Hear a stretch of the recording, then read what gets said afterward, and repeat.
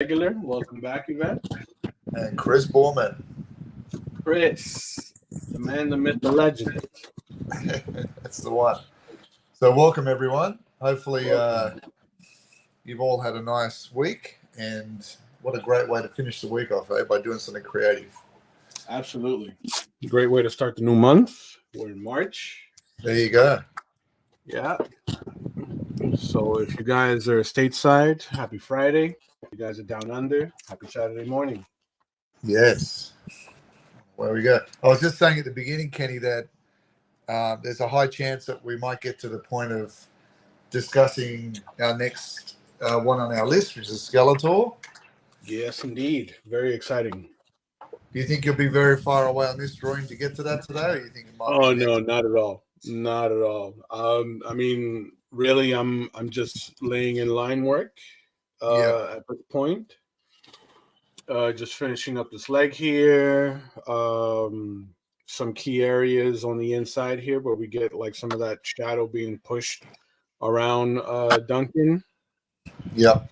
Some fine lines around the sword. Just little. It's really just the polished portion today. Right.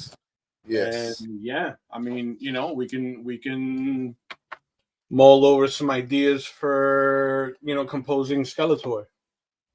Cool. All right. Well, you let me know when you're ready to transition to that, because I've got a screenshot with the original illustration ready to go. Sweet. And then we can have a play around with live sort of poses and compositions. And I remember we talked last week about opening it up to people too, and what they thought about a dramatic pose for Skeletor. Right. And I think as we move through our list, I think we're going to be a little bit dependent on that, because we're going to be reaching for different poses sooner or later as we move through these characters. Well, yeah, because Skeletor, I mean, Skeletor is just one of those characters that, like, there's only a short list of ways you can depict Skeletor, if not in battle, right? Right. So for those of you that are just joining us, Will and I have contemplated, putting Skeletor in front of a cauldron, conjuring up some magic or something, Yes. something that is inducive of the character, right? And the way he would be depicted in the source material. Human sacrifice. I mean, all of that. Happy Saturday morning cartoon stuff.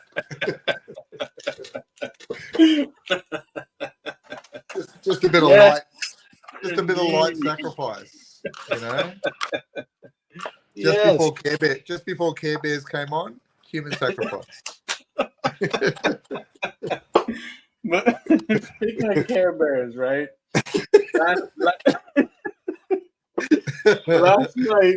Last night, Melissa, for those of you that don't know, Melissa's my beautiful fiance.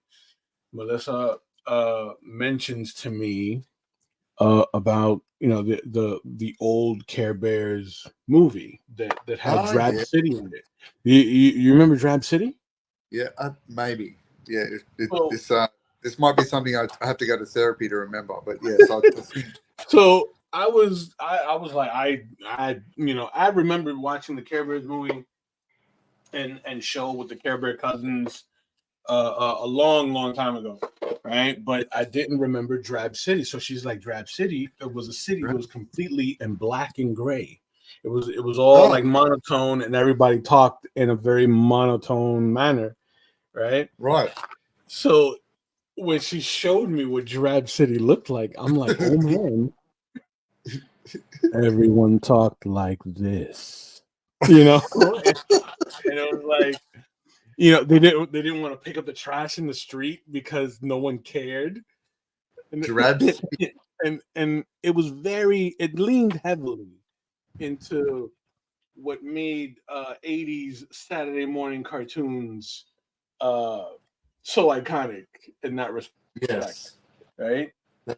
Bizarre ideas. Drab City. It was beautiful stuff. Maybe Skeletor making breakfast on a Sunday. So okay, so now I gotta ask, what would Skeletor have for breakfast on a Sunday?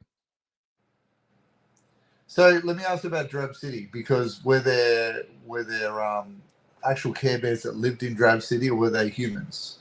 No, it was legit human people. Yeah. Human people, right? And no one batted an eye at talking animals with pictures on their bellies. And bright colors. Talking lions and little Right. elephants and such.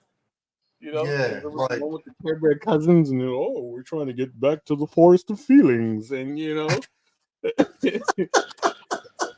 the people in Draft City like, so what?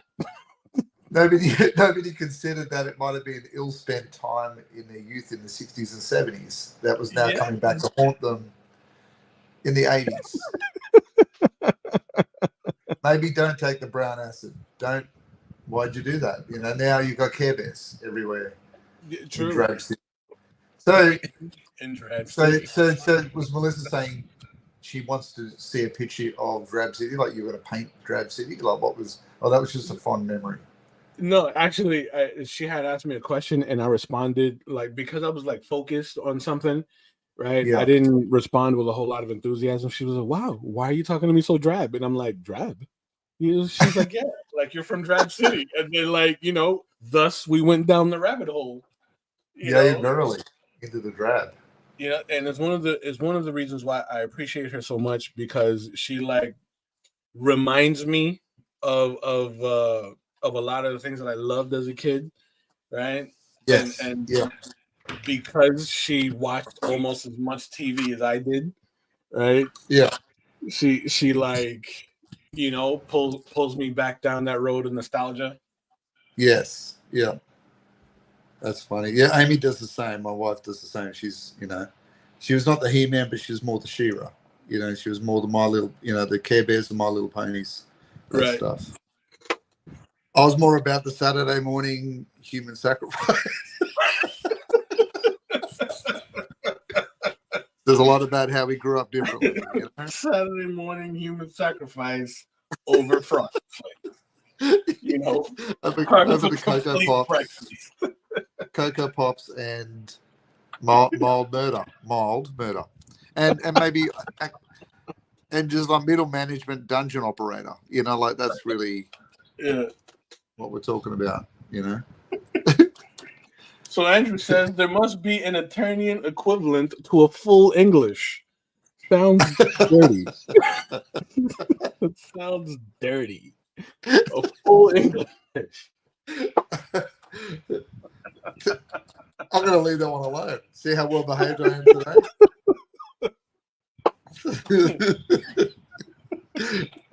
Yeah, that's right, Event.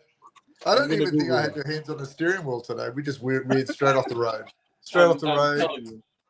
Into the embankment. This is all-wheel drive, ladies and gentlemen. I'm floating down the river in a half-submerged car, screaming.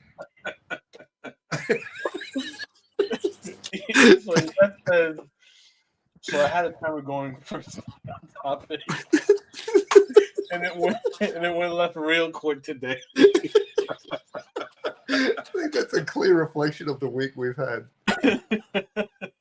Indeed. Indeed. Yeah, verily. Half-submerged car, down the river, screaming. Oh, man, that's great. That's me right now. Not even on the freeway. Didn't even know I had to hold the wheel. I was just off the road. So, but back to Aaron's comment. So, Aaron, yes, for all of us in the stream today, what is the full English? Please say it's yes, breakfast, like English muffin. Yeah. Please. Yes. Inquiring mind for research. For research purposes only. For research purposes. I'm not going to lie, I used that this week multiple times. I used it several times. Talking to people. For research purposes. Yeah. Oh man, that's good stuff. Oh, The full English. Whew. what would be the Eternian equivalent?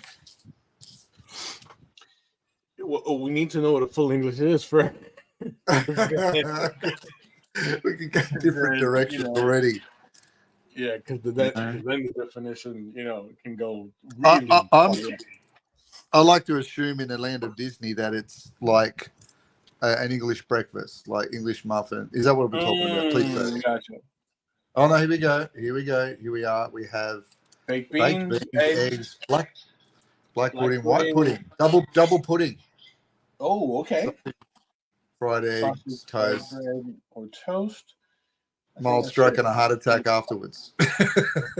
Okay. The Eternian equivalent.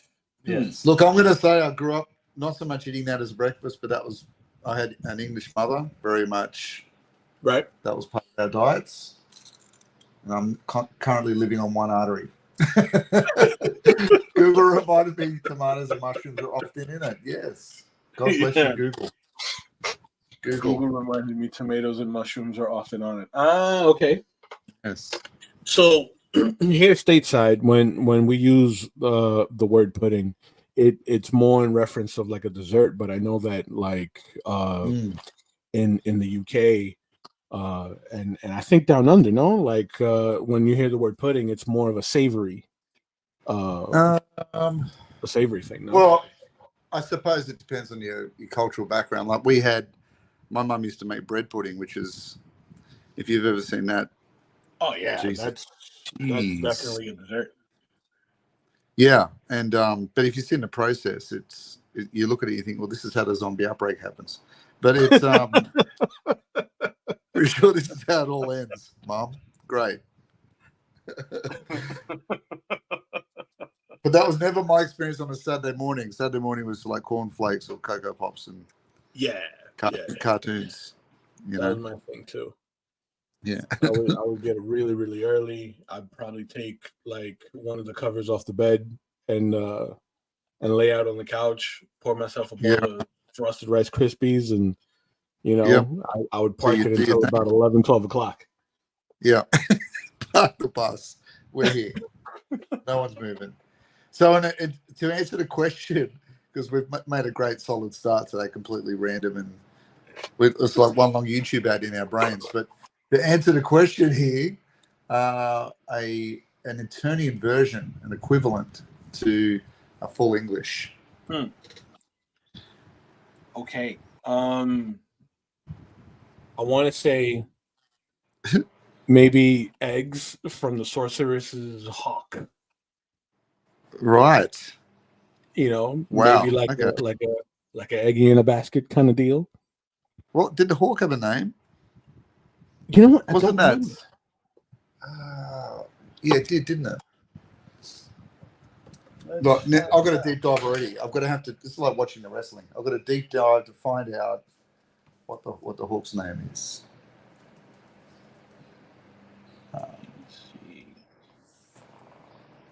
Let's see. Mistress of Castle Grayskull? No, not that. Where is it? I'm sure it had a name. No, it definitely had a name. Let's see. The sorceresses. So, Andrew says, as a kid, he thought Yorkshire pudding was a dessert. Andrew, we used to have it you're not alone in that. All right. Yeah, we'd have it with a roast dinner. One of my guilty pleasures is watching Gordon Ramsay in like Hell's Kitchen and watching his reality shows primarily. I love Gordon Ramsay, and I like cooking shows. So watching him like kind of insult other chefs and like read them the riot act about English cuisine and stuff is like it's something that I kind of get off on. It's great.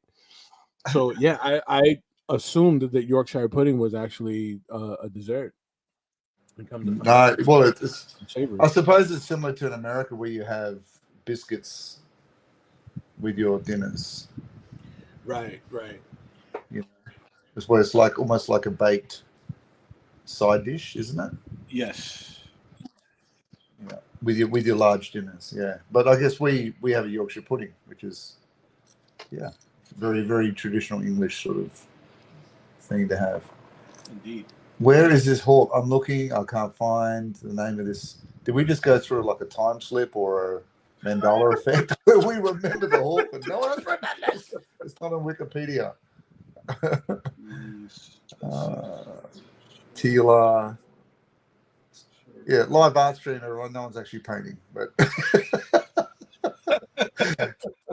no one. I don't know. I can't find. If anyone can find it, that would be amazing. Yeah. What was the name of the sorceress's hawk Yes. from Masters of the Universe? Yes. That would be quite helpful if you guys can figure that out. Chris says, "Hey Will, the area that you are working on is under the posted comment. Can you adjust the camera?" No. No, you know what? It's not under the camera. It's just that I'm looking up online. I can't look. I can't even find it. I'm giving up right now.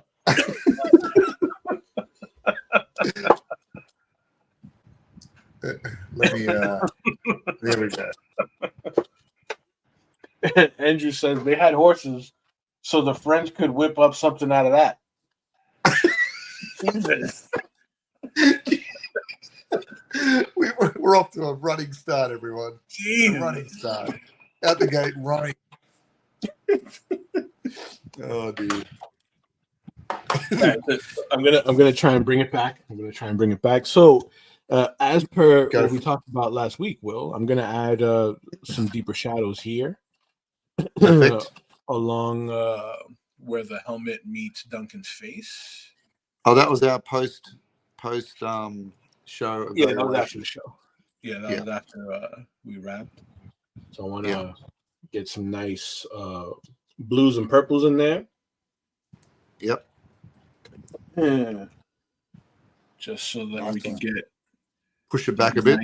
Yeah, push it back a bit, and it helps pop out Duncan's face a bit more. I'm noticing. Yeah, which is very good. Get in here with this round brush before jumping in there with the quill. Perfect. I don't like that sort of critiques that are just making fun of people. I would not have made it at art school for critiques. Spent a minute in engineering and same thing. Yeah, it's interesting. I remember it's really it's a learning curve of how you can be. It took me a while to be resilient towards that stuff because my style of art was never liked when I was at uni because it was too traditional. People wanted, when I was at university, they wanted conceptual art because that was what was going to draw the university attention. If I ever made it in the art field. So for me, they were like, "Oh, who's this guy that's doing stuff from back in the old days that no one cares about anymore?" So, but it's once you stick to your own, I just stuck to what I did and what I do, and you just learn those skills of being able to negotiate around those kind of negative comments. Because I guess I had my own narrative of what I needed to do. Like it was running in the head all the time. I was trying to figure out this and figure out that and work out how to make the form move and how light and tone worked and how did they do that back then.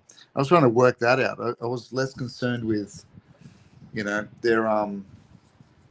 comments about the conceptual mind of putting an egg on a pillow and that illustrates the birth of humanity. And that stuff really didn't jive with me at all. But it was certainly an interesting test of your own mental the walls that you can put up to hide, to shield it, I guess. Does that make sense?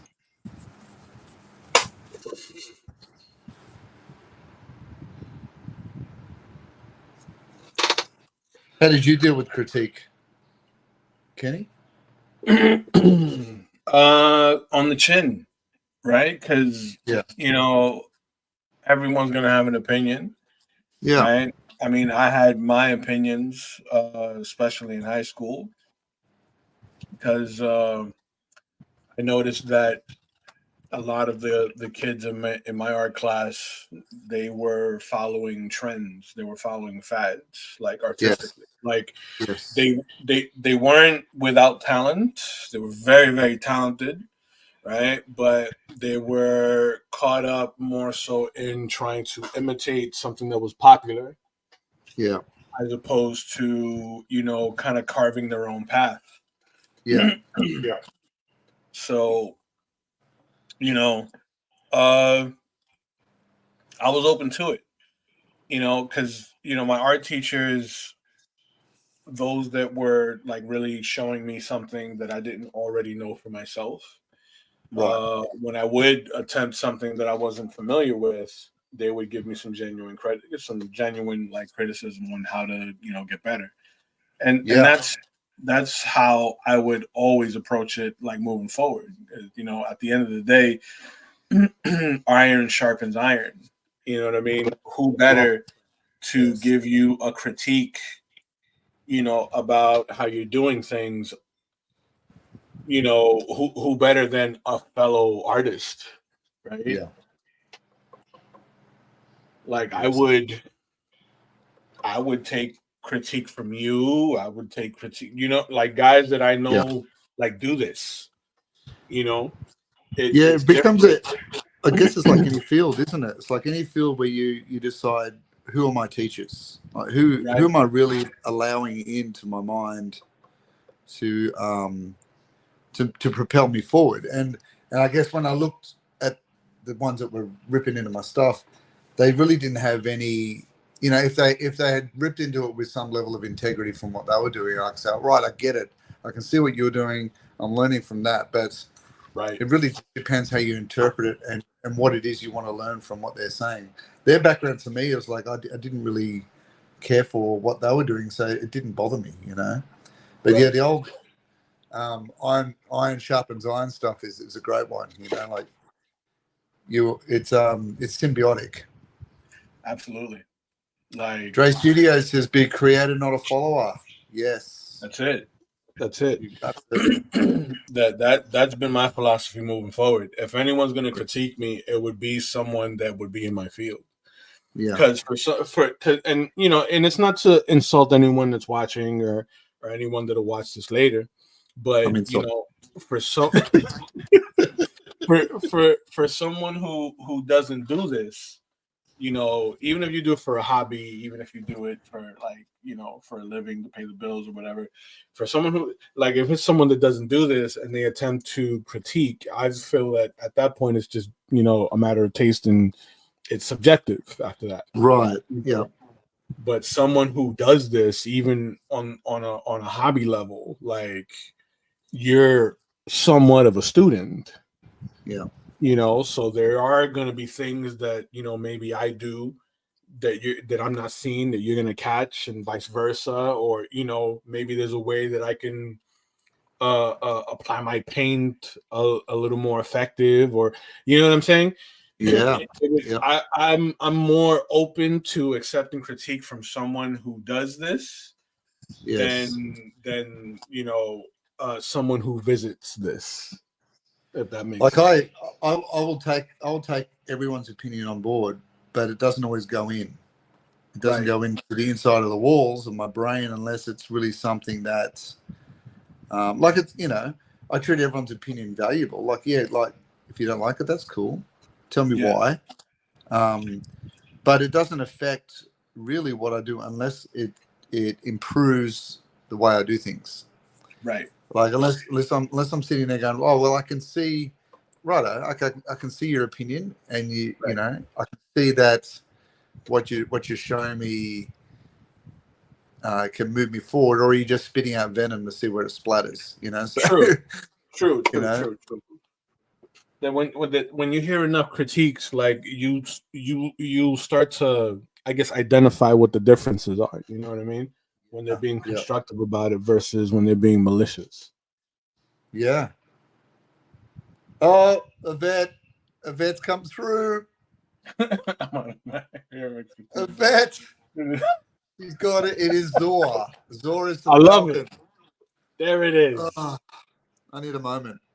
Yeah. Yvette, I God love bless it. you, Yvette. Oh, That would have been like, I would have been up till 3 a.m, and then it would have just come to me like, it's Zor. It And would have messed with me tomorrow morning while I'm like sipping my it would have coffee, been getting ready to go to my class, and I'm like, get you in class. I'd be sitting in class and like, I got this one kid that's always asking me comic questions. He's like, Mr. Goody, how can I work with my perspective in this panel? And I'm like, what was the name of the bird? What's the name of the bird? You speak it out like it's the Ghostbusters fridge. It's Zor.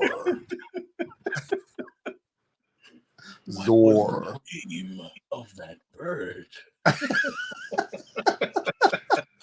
Why is Mr. Colt? Why is Kenny Coppertone saying Zor?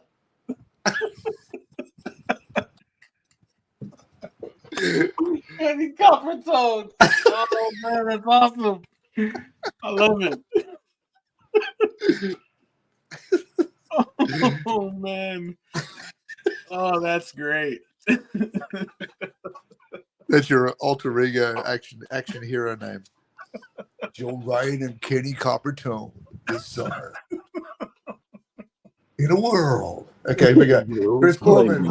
Stop when it came to criticism. As an adult, I'm trying to get us back on the road. In a world with so many critiques. Oh man. So Chris said when I was younger I was stubborn when it came to criticism. I can't even read it. No. Randy Bowen mentors me with my sculpting, and Scott Hanna mentors me with my sketches and paintings. I absolutely listen to what they have to offer to help me improve. Yeah. And that's what you want, dude. That's what you want.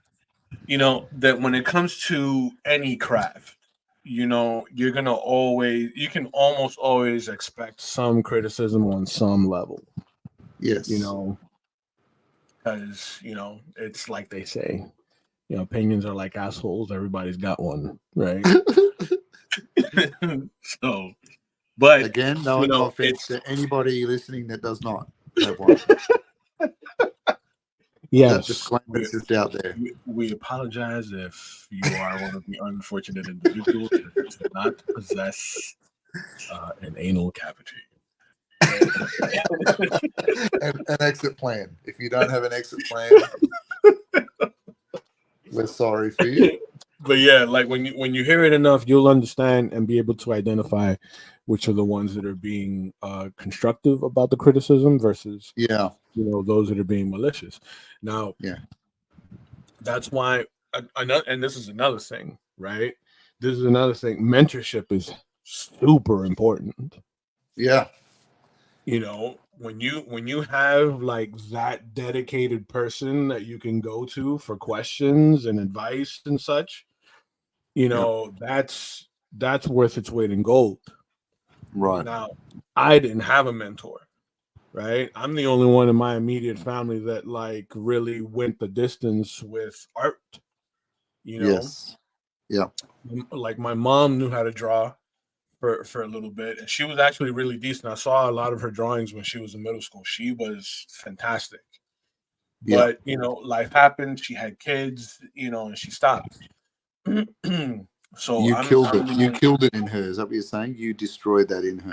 Yes. You took the will out of her. Or could it be that I absorbed it? You absorbed it. Yeah.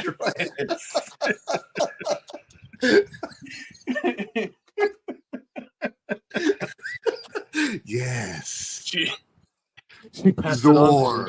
Yes. You so, absorbed it. so I, you know what I mean? Like I didn't have anybody to like ask or Yeah. like mentor Yes. me. You know what I mean? Yeah. My way of sort of navigating through it was just experimenting and hoping for the best. You Yeah. know, and as I got older, and I would absorb, or rather observe, uh, other different art forms. Like I grew up in Queens, so it's like the graffiti art, Yeah. um, the Sunday funnies from the newspaper, and all of that kind of influenced the direction and the style changes that I would make. Right. So it's like, but for someone to have a dedicated mentor that can help them sort of navigate those waters, especially when they're young, that's Right. crucial. And that's one of the reasons why I make myself so available to Yeah. to my kids. Right? Like a lot of my kids have my personal number, my direct email. They ask me questions all the time. Yeah. And and even kids that were at one point in my class.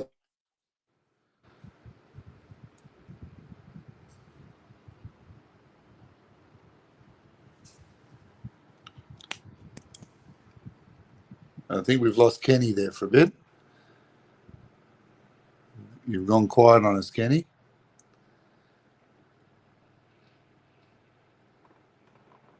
Let's see if we can get him back.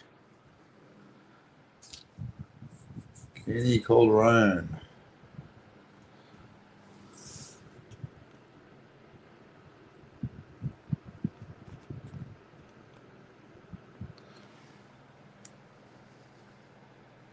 Let's see if I can get him back. All right. So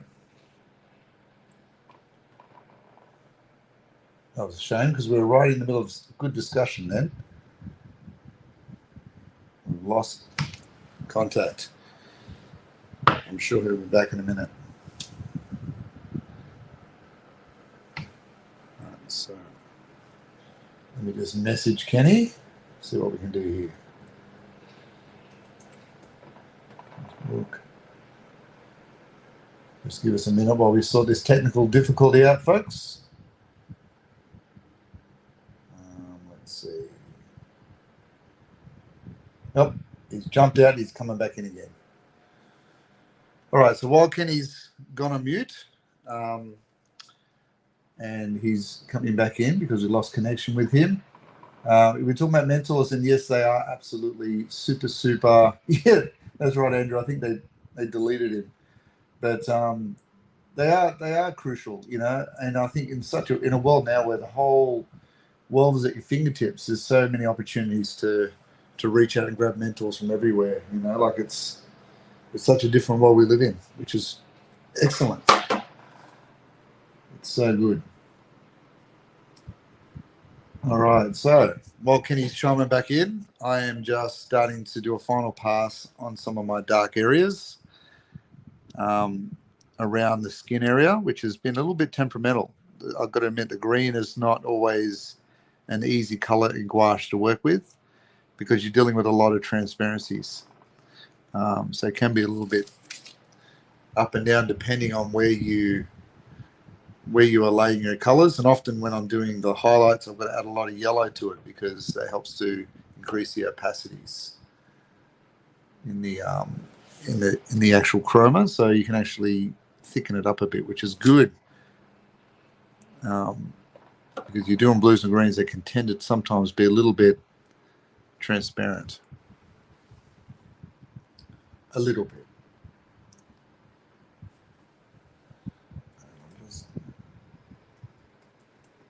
Just messaging Kenny right now. I'm sure it's something net-based. All right, so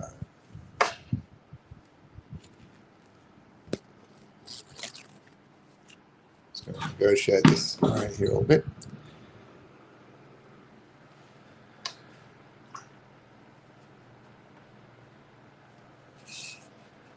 So I'm going to start to put in these green areas now, thicken up the waist area, and definitely making sure that as I'm moving around, I'm just reminding myself of the form and where that light source is coming from.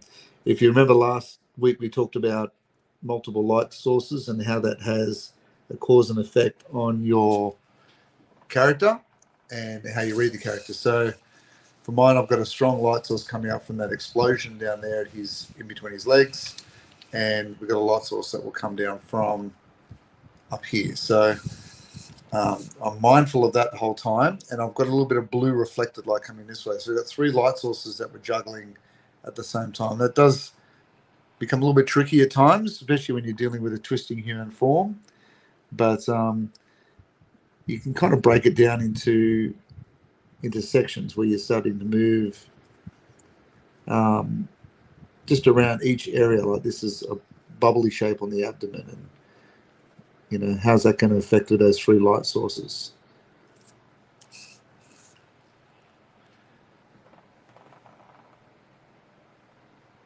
Yep, Kenny's just messaged me. He's restarting everything because it was acting a bit weird.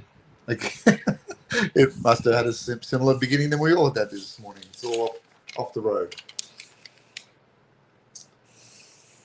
All right. So, for those of us joining, we've got a few people in the room today. I just want to say welcome to the live stream that Kenny and I run each week. And we are at the moment moving through the Masters of the Universe because they're super fun and colourful, and we are reinterpreting. There's a lot of abs for the old man at arms, Andrew. You're right. I like to think he's like one of those guys that I see on Facebook ads all the time, where he's 60 but got this amazing exercising body that makes me feel mildly depressed at times. But yeah, so I'm assuming he's super fit, or maybe it might be the airbrush green tights that he's wearing. Who knows? It might be one of those t-shirt abs. Who knows? But as we move through our Masters of the Universe 52, we are up to number 4, which is Man at Arms. Next week, or maybe even this week, we start on our Skeletor. So, Andrew, so for his position, do you know where his muscles would be expanded, contracted, or you just freelance? I guess it's a bit of both, Andrew. Like I tend to, you tend to lean on what you know, not as in like I'm built like Man at Arms, but what you know in terms of what you've drawn and seen for years and years of doing it. Sometimes if it's an odd pose, especially with the back I'm not as familiar with the muscles. I will look at other, I'll look at some bodybuilder photos and just see how the muscles fold and bend. So there is that. Oh, and Kenny's back with us. I have Andrew's just asked us a good question, Kenny. So he's talking about our poses and whether we just free roam with our knowledge, or whether we actually go to reference for things. I figure out, Andrew, figured a lot of that early in the piece. So for me now, it's very much a case of I'm just adding tone to what is already there. Mm-hmm. I've had the battle earlier. I do a bit of both. So yeah, I have the habit of like pantomiming the pose in the mirror, right? Not to say that I got a 6-pack and like V cuts and all that, but just pantomiming. But I do. Not to say that I do, but I do. But like when you sort of like pantomime the pose yourself, you get a sense for where your muscles are expanding, right? Yeah. So like, for example, with the gesture that Will is painting right now, right? You can almost get a sense for those obliques on Man at Arms left side being stretched out as he winds that mace back. You know what I mean? and we're gonna get that stretch in the leg that's supporting his weight, as he winds that hit. So in the case where you want your muscle definition to be accurate, what I do is I look at images of like swimmers, fighters, and dancers, because in all of that imagery, the body is extended and open, so you're able to get a really good sense for how the muscle fibers kind of key into one another. Right. And strain, body strain. But Yes. I guess I've chosen an odd pose in the sense that, yes, Andrew's arms are moving up. So that will, if he was standing up straight, that would probably flatten and stretching the abs out. But because I've also got this leg raised, the cause and effect with that, with the legs, the hip and the ribs, with that iliac crest there touching the rib cage, that tends to compress on that left side. So yeah, it's sometimes you overcomplicate things for yourself, and that's exactly what I do every time. Yeah, that's what I do. Just cause a rod for my back. My thing, I like the pain. I feel the pain. There it is. Oh, it's pain. Oh, it's pain. It's pain. Lean into it. I hope that answers your question. I'm not sure if it does, but Indeed. But yeah, I sort of crossed that bridge early in the drawing part, and then it's really a case of my biggest worry then is, am I getting the color and tone right to make sure that those areas are jumping forward, sure, or retreating back, depending. Depending. So, Kenny, are you crossing that bridge of starting to thicken yours up? Are you going to do that technique with the Skeletors?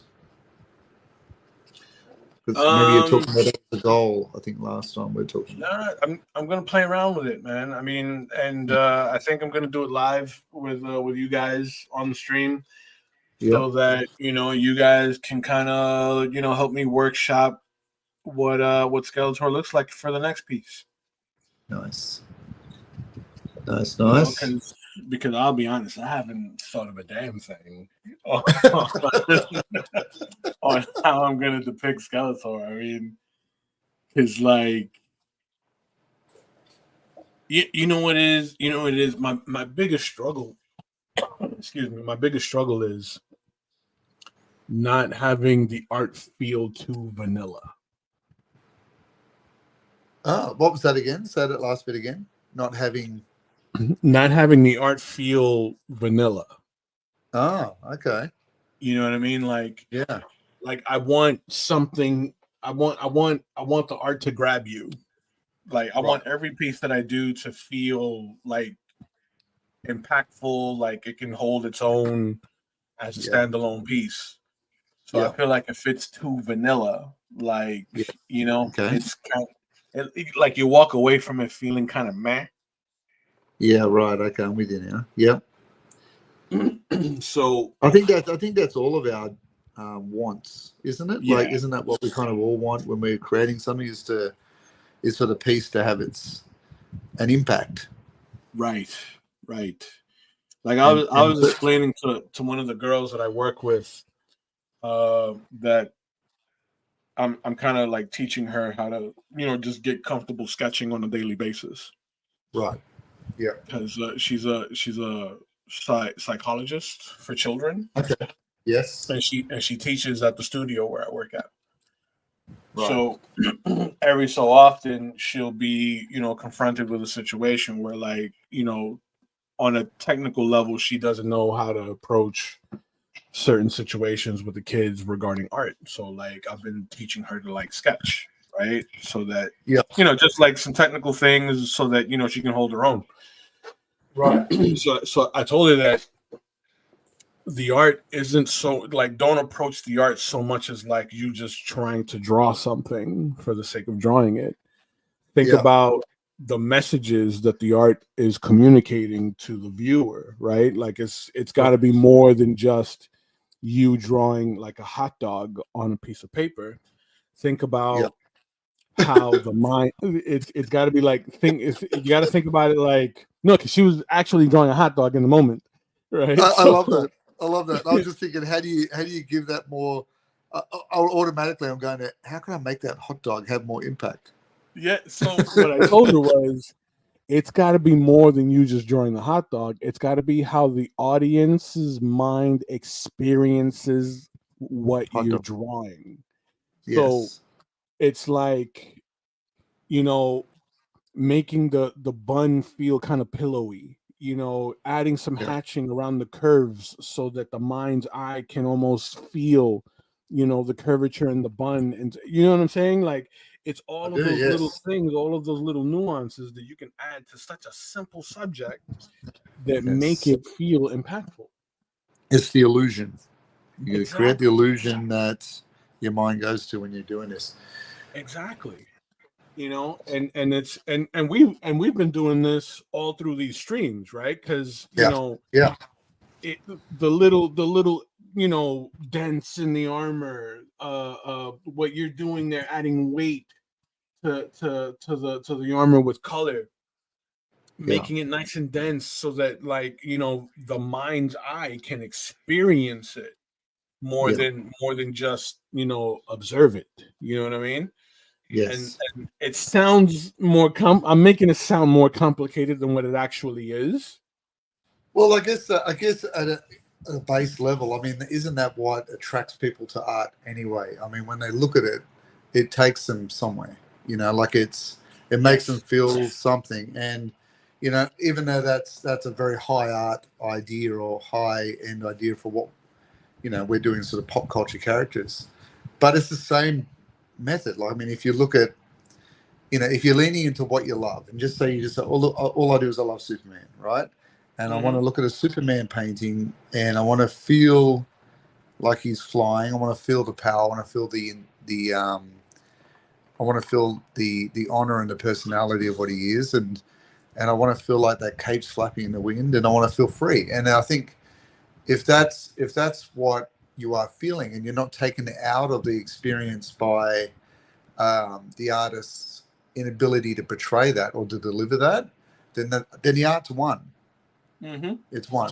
And I think that's my journey too, Kenny. Like, and I know we both share that same sort of idea that if we are toiling and battling away at something to make it so convincing that you're not taken out of the experience by my lack of ability to deliver it to you, Right. then it's done. Then the art's done its job. True. True. So but that's always our battle, isn't it? And I think when you're not considering those things, you're not really paying service to the process, Right. because you are, the whole idea is that you want someone to connect with the art. Otherwise, why would we do it publicly? It's Right. something that you do in the secret of your studio, your basement, or wherever you're doing it. So Like you've a all troll. got, yeah, that's right. We've all got these ideas of what we want to do. Right. Andrew says, do I use the toys as reference? Look, I have an old He-Man toy here somewhere, and I have, only because what I look for in those toys is sometimes how the expression is on the face. I will tend to look at more of the original illustrations. So if I've got the original Man at Arms one here, bringing that up the screen now, so you can see that's what I've used as my go-to, right? There are things on the toys that I'm using that I just like I like the little clips and things that they're funny little kitschy things that I will use on my illustration. But um, the original artwork is what I tend to do as my lean-to, because I just like the art on it. The toys itself, they don't always represent the anatomy and how I would want to do it, only because they're a little bit more stocky and stumpy. Did you Hmm. find that too, Kenny, that the original toys are just a bit too stumpy in terms Yeah. of, yeah, they're not quite as stretched out and lean as I'd want them to be. But Yeah. yeah, it's more the illustrations I tend to lean to, and looking at some of the early illustrators that would also do He-Man. They're more my go-tos. Oh, I think Chris is suggesting that we swap poses for Skeletor. Ooh, So I do your Man-at-Arms pose, you do mine as our next Skeletor. That could be interesting. I like it. That could be cool. I mean, because I can have you sort of like swinging the staff with the ram head, Yeah, right? do that. And maybe have one of the attorney and I don't know, like one of the guards from the Destroying one of the palace. guys. Yeah, Yeah, that could work. I like it. And I'll flip it and do your one, and he could have the ram staff where your mace is, and his power sword where your sword is. Ooh, and you could do something kind of wispy with like the Yeah, magic coming out of the ram. yeah. Ooh, all right, all right. The plan is forming. I think Chris might be onto something. Yes, indeed.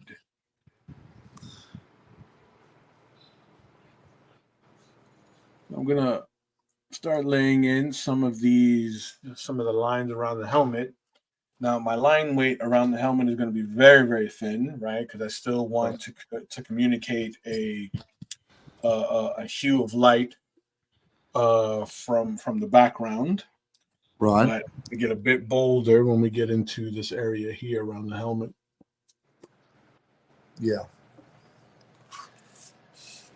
So I will be exercising the broken line technique. Mm.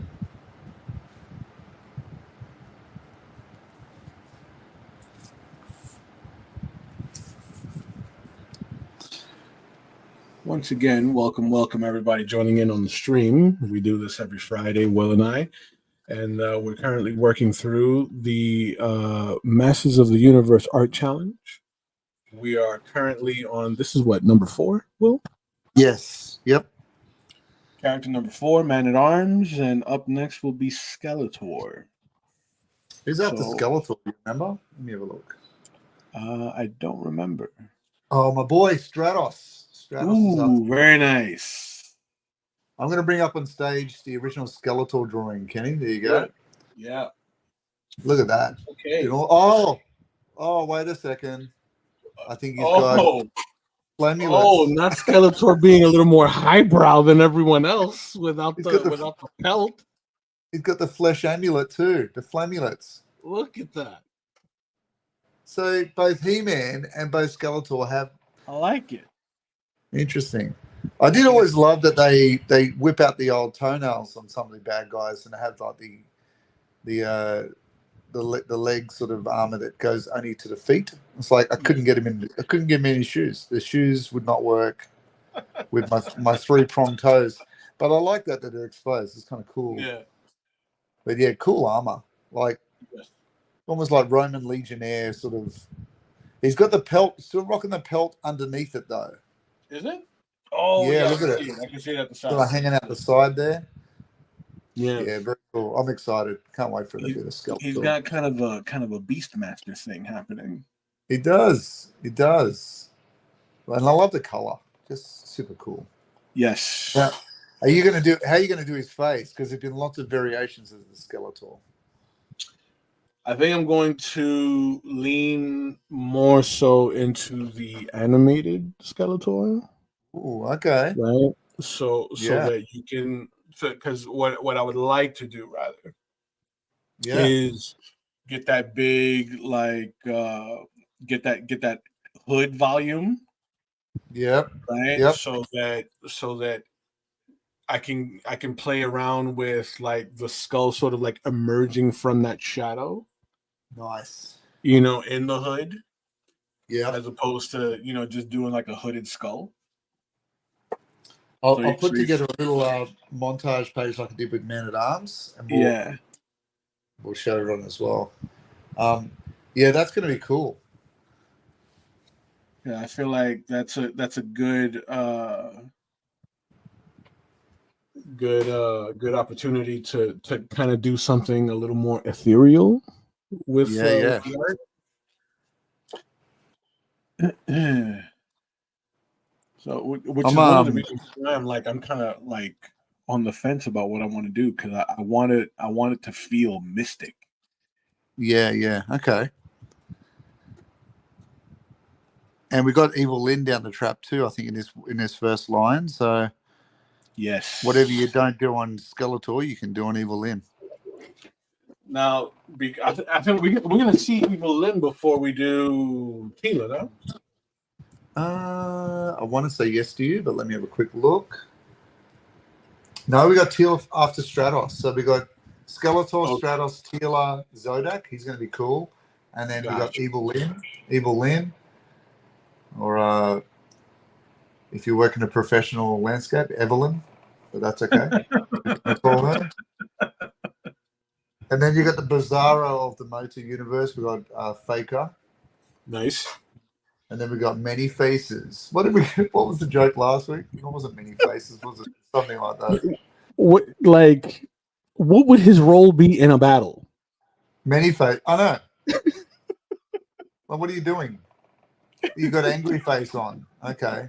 Cool, man. How does that help us? You got the angry face. Cool. Now you're going Joker face. Okay. But meanwhile, we got 500 guys running at us. That's cool, man.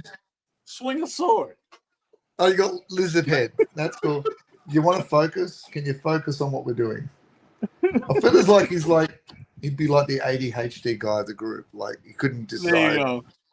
He's distracted at which face he's doing instead of focusing on what's going to kill us in 5 minutes. Absolutely. Like, come on, man. Yeah. I don't think a lot of thought went into just how practical some of these guys would be in a battle. Because to be honest with you, I want that discussion. I want to be in the room when they're discussing that.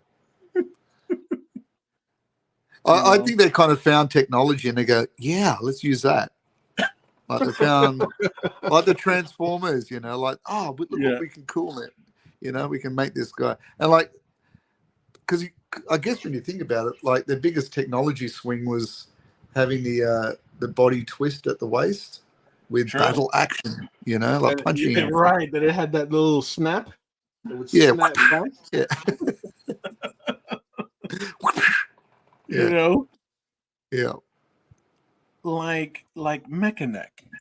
And we took Once you've extended and you've seen the battle from afar, what are you going to do then?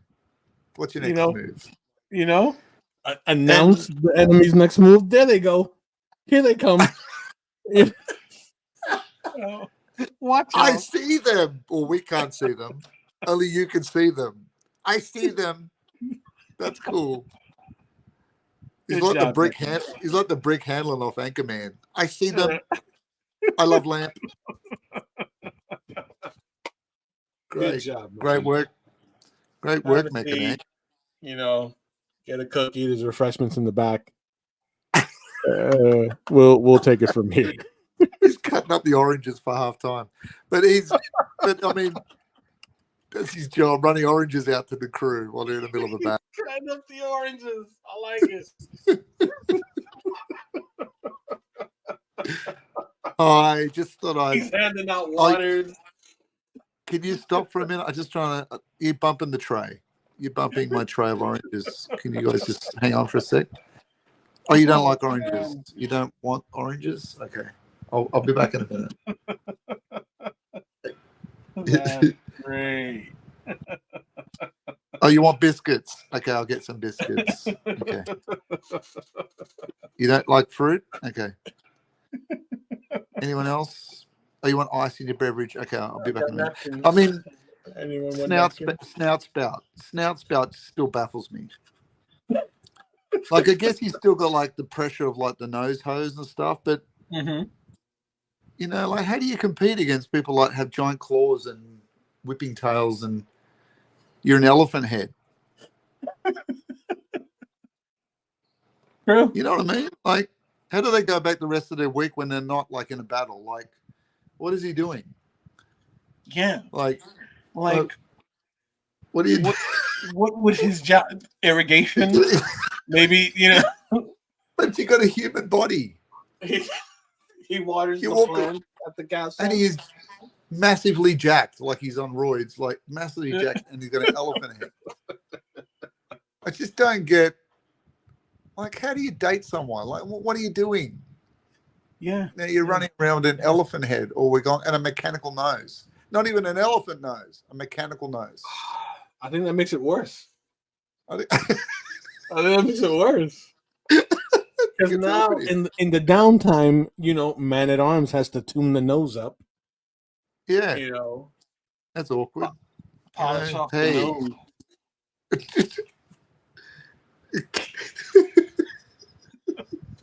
like, it's just a quick left stroke. It's a fast. Give him boots, but I'm not a Motu guy. I think it's a fast swipe on Tinder. Gone. Oh, this guy's got a mechanical nose. Oh no.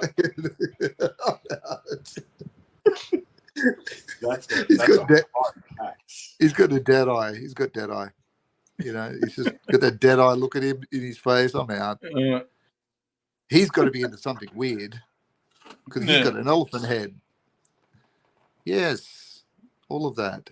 This guy's neck extends for absolutely no practical reason.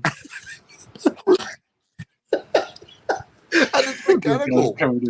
Like I had this weird. It's not even like Mr. Fantastic. He just had his. Like someone built that on him. Yeah. Like the $6 million man, like Steve Austin. Instead of giving him running legs or an eyesight, they're going to give him a mechanical neck because that's worth it. It's going to take him forever to swallow. What do you think? Yeah.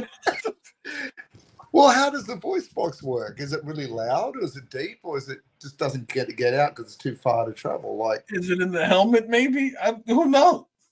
It's a weird helmet. It's a weird helmet. I don't know. It's just. That's what I'm saying. Like, there wasn't a lot of thought. It's like the intern or the work experience kid invented that one. Like, who brought that? Who brought that character? Oh, that kid did it. The one that's been here for 5 minutes. He invented Mechaneck. All right, put it in the mixer. Or it's like the boss's kid or something, like he's got to have his design in there. He's got to have it in there. No one wanted to say anything because it's the boss's kid, but he brought Mechaneck to the table.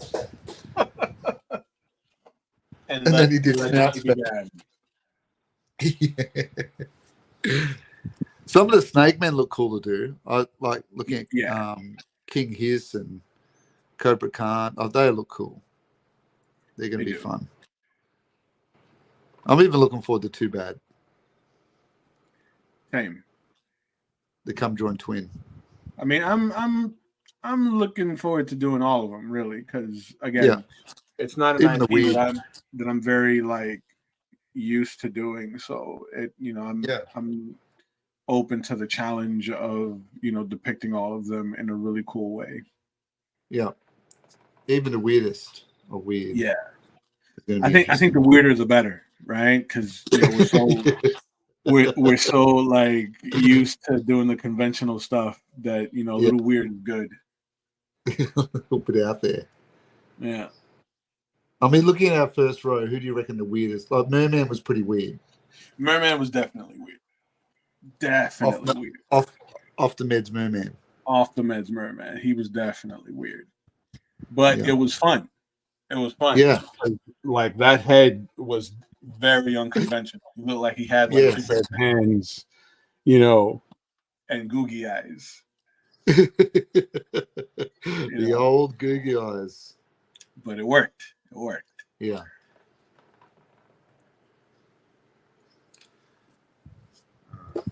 So what are you up to now, Ken?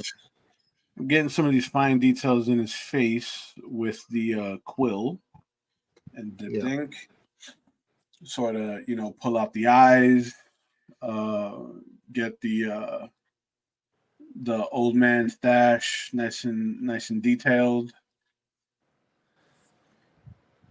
and the defined cheekbones a bit. And then I think I'm gonna finish off some of the accents with a bit of charcoal. Oh, okay. Bit of Charcoal, charcoal. interesting. Yeah, a little bit of charcoal and some colored pencil. Are you going to spray that with like a workable fixative because it's charcoal, or how do you seal that down? No. I'm gonna go in really like light with it. It's not gonna be super heavy. Like it's not. It's more of a graphite more than a charcoal. Right. It's a charcoal Yeah. pencil, is it? Right. You're not dealing with the straight carbon out of the No, crumbles everywhere. Those things are super messy, super messy. But it's super fun too. You get some cool stuff with charcoal. They really are. But I think this paper's not. It's not as textured as as one would need it to be to like make the most use out of that. Yeah. Because this is more of like a vellum Bristol. Yep. Yeah, it's not that forgiving. Yeah. So there we go. That reads pretty well. Get some of the scowl in there, the old man scowl.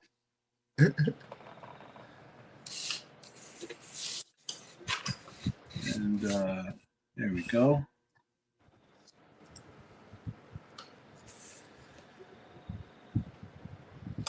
Right. So let's. What do you got going on there? What do you got going on over there? For the green. I'm out of the green at the moment. So I've just finished the hands, let that settle.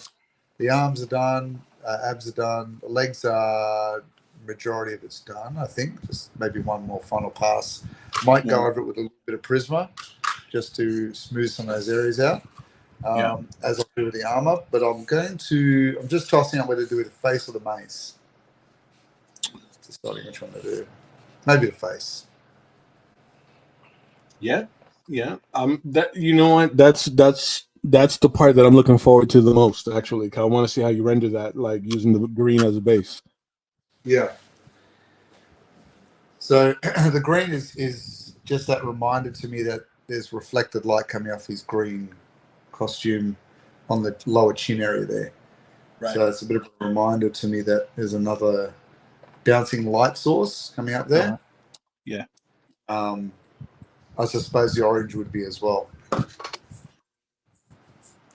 Andrew says, seems a terrible fate. If you had various body parts of an elephant, people might be curious if you had other less obvious parts that were elephant sized. You mean like an elephant tail, Andrew? Like an elephant tail? Yeah. Yes. Like a little squirrely tail underneath you. Let's keep it on the road. Let's keep it on the road. Like Shallow Hal, we had a little tail. Indeed. Oh dear. All right, so I'm just mixing in a little bit of alizarin crimson with my. I've got a yellow ochre, and I've got. What else have I got? Maybe a little bit of do you think? Raw together. Now, and this is just just a question out of curiosity, like for me, do you think that the yellow ochre might be too close to the armor itself? Like, do you think it would get lost? It would, and that's why I use the yellow ochre just for mixing my highlight. So I put a touch of that in with the raw sienna when I add the white to it. It just tends to get too creamy. Right. So I like the highlights to have a little bit of bronzing shine to it when the light's hitting it. Because this is the part that I've been waiting for, like, since we started this, right? And I saw you laying all your fills. Right? Yeah. Because I want to see how you fill in the face and have it feel warm and have it bounce off of or have it feel separated from the armor, right? Because he's got such a warm color palette that it's not as simple as just using like a peach or a lot of white, with yellow ochre or brown ochre. You know what I mean? So Yeah. like Yeah. this is the part that like I'm probably not gonna draw for a little bit, just so I can see. Watch me find it, lose it, find it, lose it, find it as I move through this now. Yeah. That's what usually happens. I'm just getting some paint on the palette if you're wondering, if everyone's wondering what I'm actually doing. So I'm just mixing some clean. As you can see, my palette at the moment is a bit of a mud. So you can sort of see I've got a bit of everything as I move through. It's and a lot of you're that preaching is to the choir. Preaching to the choir. Yes. And because it's quiet. gouache, I'm drawing as I'm going. So I often have a new blob of something growing somewhere. Yeah. And then I just leave it soak in a bucket of water and scratch it off and start again. So yeah. And I tend to use kitchen plates or melamite plates because they're cheaper than plastic pellets, right? And they last longer. Okay. So ceramic plates or melamite is what I tend to use. Right. So starting off with, I get my raw sienna, a little bit of burnt umber. And that gives me a nice sort of reasonably solid brown. And what I do then is I tend to, just to get myself comfortable, I redefine where my shadows are going to be, right? So I start to work in, I know, I sit where the comfortable areas are to begin with, right? And that just, while I'm doing that, my brain's calibrating to where this is. Right. And it's, so I can readjust my imagination to going, right, that's where the light source is. That's where that highlight is. That shoulder pad's really going to cast a bit of shadow. Right. But then it's probably not that light. There's probably not that much light coming back up still, even at his face level from that explosion, because the shoulder pad's taken a lot of that. So it's still going to be a lot of coming from the sun. So would you say that you're not going to, I guess would you say that a lot of your light that's going over that shoulder, would it just hit the eyes? Yeah. So we're gonna get like that shadow like pushing upward from the mustache into the nose. Right. So the light source you see here on the face is not coming from below. It's actually coming from the sun that's reflecting off of his arm onto his face. So that's why that reminder's there for me. That is a reflected light. This area here will probably be a mixture of sunlight and the light coming up from the ground. So and I'm assuming at this stage, unless he's super sweaty, like he's laminated himself in battle. It's a lot of it's going to be very faint from the ground, I think, by the time it gets to his head. So again, so it'll be treated like probably the sunlight's causing a lot of that shadow area and highlights. I gotcha. So I've just got a little bit of white now. I've added a little bit of white to my raw sienna and my yellow ochre. Again, I'm very sparingly with the yellow ochre because it doesn't tend to like mixing with other colors because it tends to get a bit muddy and creamy. Whereas the raw sienna tends to have a little bit more versatility. So I tend to use the yellow ochre only every now and then when I really, really need it. Right. And as I move around the face, I don't do, because I'm using gouache, not oils. I don't do wholesale shadows, wholesale middle tones, and wholesale light tones. I tend to work through. I compartmentalize where I'm going, and sometimes that's where my learning happens. I'll get an effect and go, I'll repeat that because that works really well. It's always fun when that happens. Yeah. So I'm just adding a little bit of highlight. And I think the trap too, and I see this in a lot of comic creators, even professionals, is that they are too generous with their white. And what I mean by that is, as they move through the face, they forget that when you look at a human face, there really isn't a lot of white highlight. Right. You know, like I know that's a tempting thing to do when you're using Photoshop is to make everything glossy. Right. But there's not a lot of white highlights on the face. And if you are sparing in how you use it, you'll find that it will have greater impact when you're using it just on a little bit of the cheek, on the nose, sometimes on the lower lip, maybe a little bit on the chin, and I tend Right. to put a little bit sometimes just on the inside, when the eye is open, just above the tear duct area, Mm-hmm. because we have a little highlight there, and that will then it tends to solidify that area and it links it to other parts of the face. So Right. I'm just kind of moving around now and putting that lighter yellow ochre in, because that's where my base color is going to start with, around the sunlight area. Mm-hmm. Just putting it under the brows. It's starting to wear off on the brush now, so I'm almost nearly dry brushing it, just moving it around. Now it's so thin on the paper that I can easily lay over the top of it and nothing's going to affect that. Right, so that's probably that in terms of just the base level. Now I'll get some of that green, and I'm going to mix it with a little bit of Prussian blue, because the Prussian blue is what I'm using in my reflected light. So let me just do that. A little bit of green and Prussian blue. They're nice. They're good friends. They're very harmonious together. And I'm just going to then sparingly sort of move up through the creases of his face here and give him a little bit of shadow work around here. That's why I think Skeletor is going to be interesting. This is going to be that side of the palette, Right. instead of the earth tones that we're using a lot of at the moment. Yeah.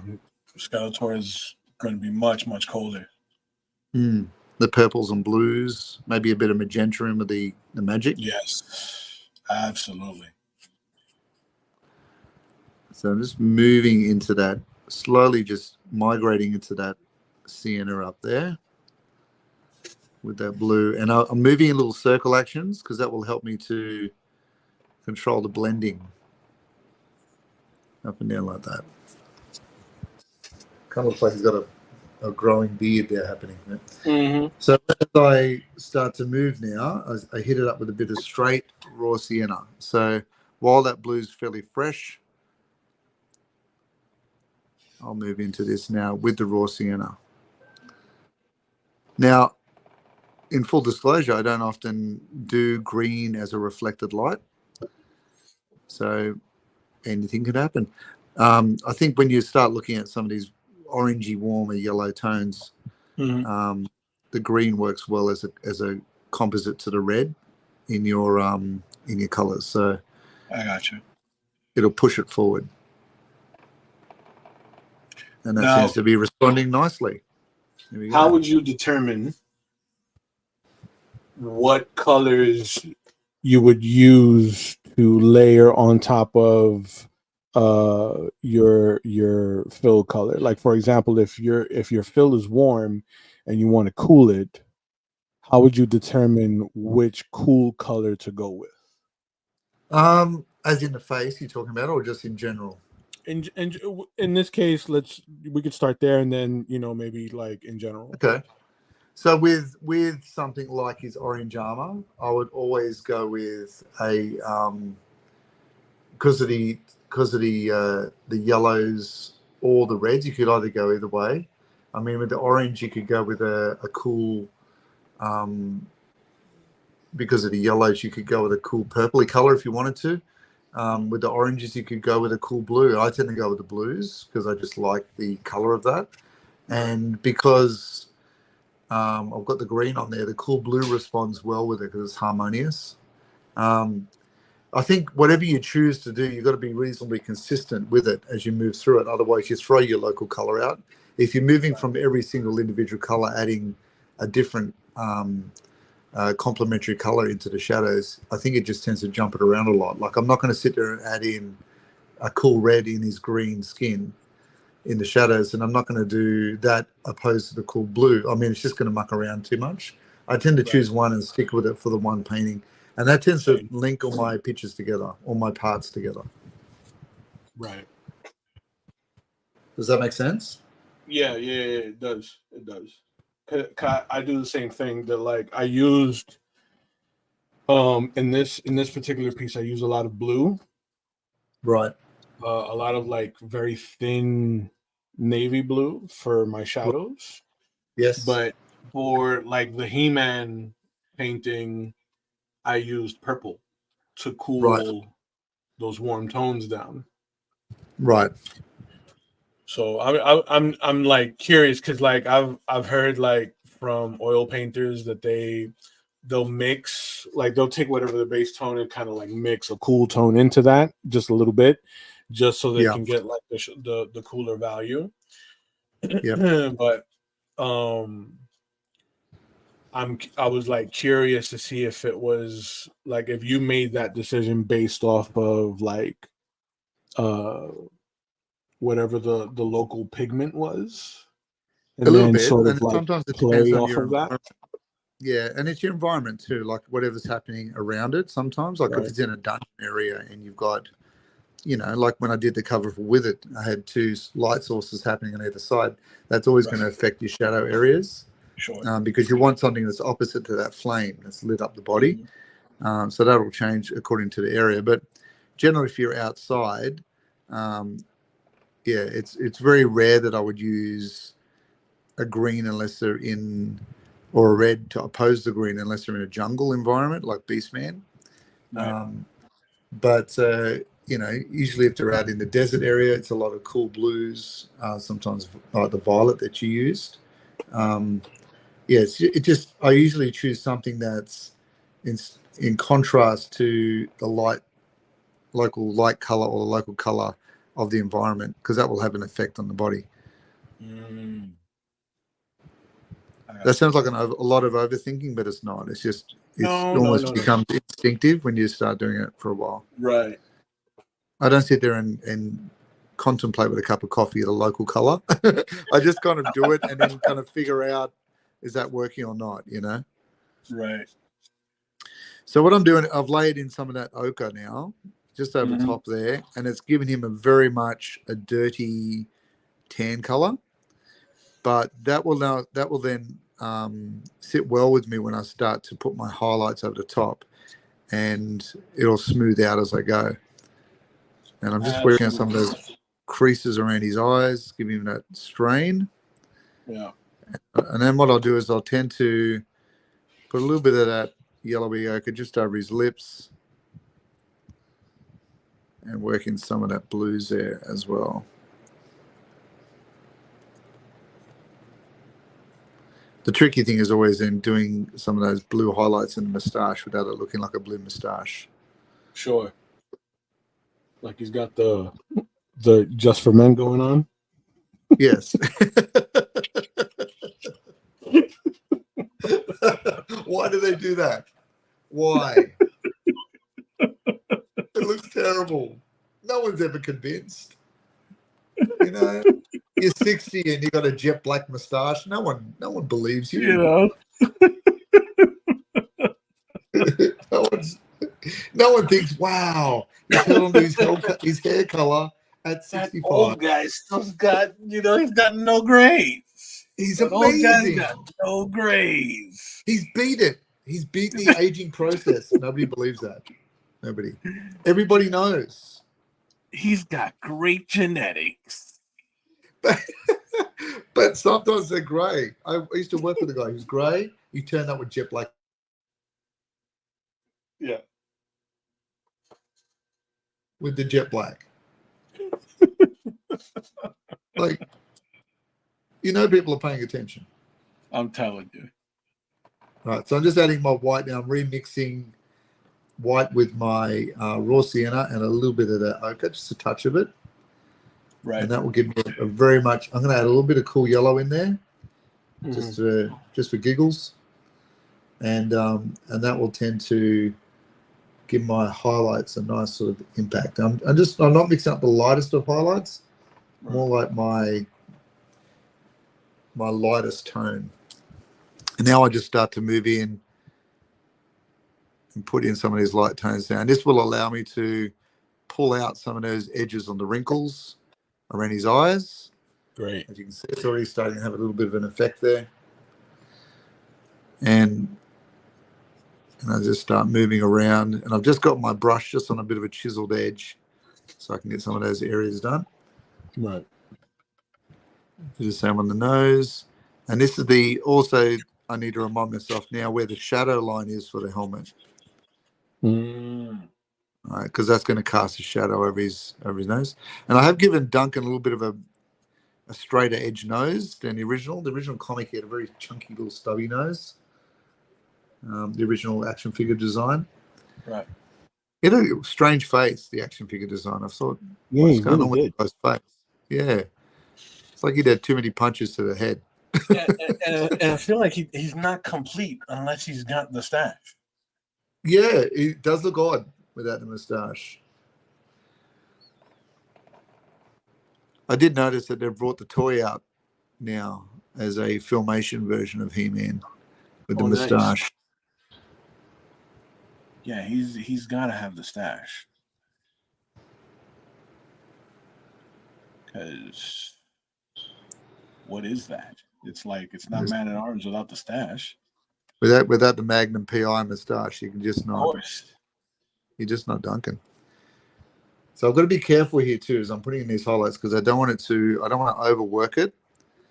And if you do that, you can end up with a very, very creamy mix with your gouache, right. And that's hard to move backwards from that. Especially if you're doing softer faces, like if you're doing a child's face or like a Princess Leia or something, where the tones are very soft. Right. You can end up with a magenta kind of mess. Well, not a magenta, like a soft rose kind of mess on the face. And that's happened. I've done it before. That's how I know. Yeah. It's, that's what this process is all about. Like you want to get familiar with the materials. You want to experiment a little bit. It's the reason why, like I got into painting, like observing like the kind of stuff that you did and still do, with the pop culture subjects that you painted, and it inspired me. I know I say this almost every stream, but it inspired me to want to start painting and expand the repertoire, as they say. Yes. Well, that's the whole thing, isn't it? Like it's where we find those little gemstones in our week of, oh, I'm going to do that. I'm going to do that. I should say too, this is one area that I forgot to mention as a little highlight. I always put a little highlight just in the crease of that nose and the cheek. Just in there. And what that does is, number one, is it pushes a light tone up against that crease. Yeah. Because if you start, what you find is, no matter what the age is of the character you're painting, should you put those cheek creases in, they suddenly age like 30 years. Yeah. So you can avoid that by putting in light and shadow. And just depending on how much light and shadow you put in, will age or de-age your character. But the highlight next to the nose always allows you to say, well, that's where the end of the nose and the end of the upper lip area finishes. And that's where the cheek begins, without having to draw a line there. Otherwise, your character suddenly gets older. That's a great call on that. Great call. I'm just going to do the same on the other side, but I'm moving the highlight right up against, close as I can to the bridge of that nose. So it doesn't look like you've got a shadow there and a shadow there and a shadow there. You've got light source playing up against edges. One of the questions I ask my kids in my classroom when I'm teaching them portrait work or tone work is, how do you create the illusion of form without using a line? That's one of the questions I put on the board. You place light and shadow next to each other. You got it, or color. Or color, yeah. So that's how we interpret things in life. But yeah, it takes a little while for the kids to get there. But once they figure out the law of tone and how that plays in art as an essential element, right? It's then they discover it. So I'm just noodling. I'm noodling away again. Noodling away in this area. That's what I'm doing. Yeah, I'm doing it. So I'm moving down there. I'm interested. I'm interested in noodling because like this is the part in the painting that like I'm really, really intrigued with. So I'm going to just jump sideways here for a minute because I've got that face starting to take form. I want to now do something next to the face, and that will then determine what my reflected light, how dense it's going to be, or my shadows. So I'm just going to jump sideways for his helmet. Now, Kenny, did you use this as steel for inside of the helmet? Yes, as a matter of fact. So what I did was for the inside of the helmet, I used, shoot, I forgot the name of that color. Give me a second.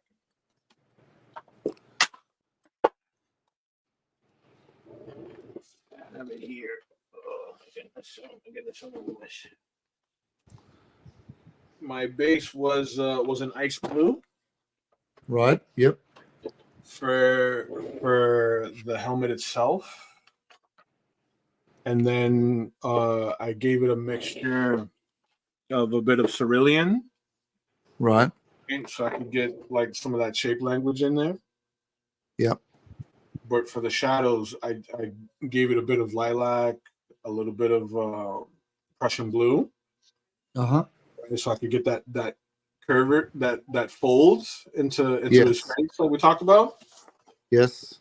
But yeah, I definitely went with like more of the steel look, Right. so that it is consistent with like his bracers, the belt, and the sword. Yeah. Yes. So I'm doing the same. I've got a bit of Prussian blue. I've muted it down with some black. Mm. And now I'm sort of allowing the water on my brush to kind of feather it out a bit at the bottom here. Right. And even though I've kept it fairly thin, because I'll decide whether I'm going to add a little bit of orange to the bottom here as reflected light from the armor coming up. Yeah. All right, so just putting that bit in there just next to the face, suddenly it starts to inform me on how much more I need to build up on there with the reds as opposed to the other side, right? So see how blank that is. Sometimes you can work up a face and it's almost going in the wrong direction unless you start to build these other elements around it, because that's that cause and effect we talk about. I see. Yes.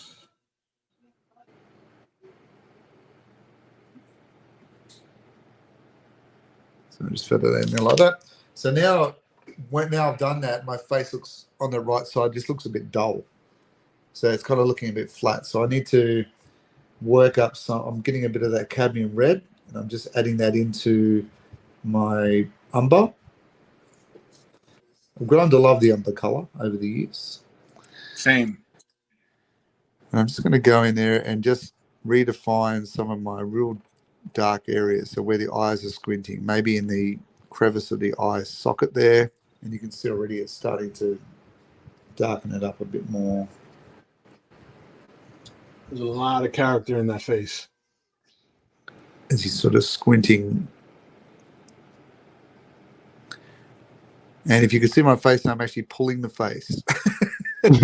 My eyes are squinting. Well, my eyes are nearly like that anyway, but I'm squinting sort of hard to sort of, you kind of get that expression going across and you feel where the folds of the face are. Of course. It's like the pantomime. Yeah, there you go. Yeah.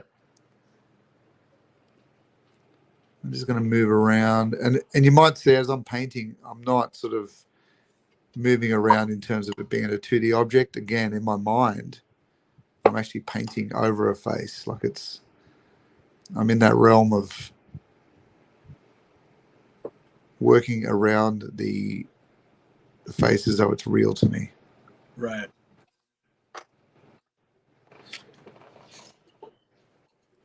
All right, so now we're starting to get a little bit more of a dimension happening on that side. And you can see I'm just working on one side at a time. Mm-hmm. And that's mainly because of my medium. My medium dries fairly quickly. So I want to make sure that I get one area to where I want it to before I move on to the next bit of real estate. Just working a bit more highlights in there. I feel like I'm doing a lot of talking here, Kenny. No, dude, I'm fascinated by this because I like watching oil painters like render flesh tones, and I find that absolutely fascinating. that they're able to get such a wide range of values with just, the way they mix color. So, Right. you know, this was the part of this particular painting that I really wanted to pay attention to, because I mean, Yeah. it's one of those things where, like, I feel like I want to see how you do it so Yeah. that I can apply it, and then, Yeah. like, For you know what I sure. mean, like, ultimately find, the way that, like, fits in with, like, my niche. Yeah. Absolutely.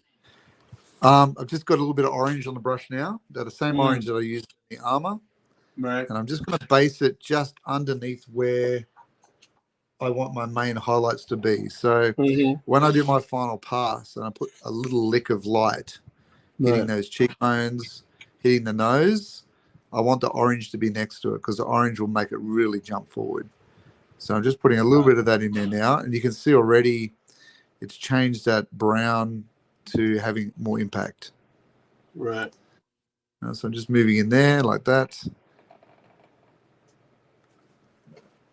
So you can see the difference now. If I sort of mask that side of the face, It makes a big difference. Like, you can see the now difference between the that side right, and that that. half feels a bit more flat. Even though you've Yeah, got highlights and such, it feels right, flatter than the side that you've just applied the orange to. right. And that's, oh, Andrew's got to go. See you, Andrew. Thanks for Hey, joining Andrew, us. thank you for joining in. Have a great week, and we'll catch you next time with more of your comments about people with elephantitis.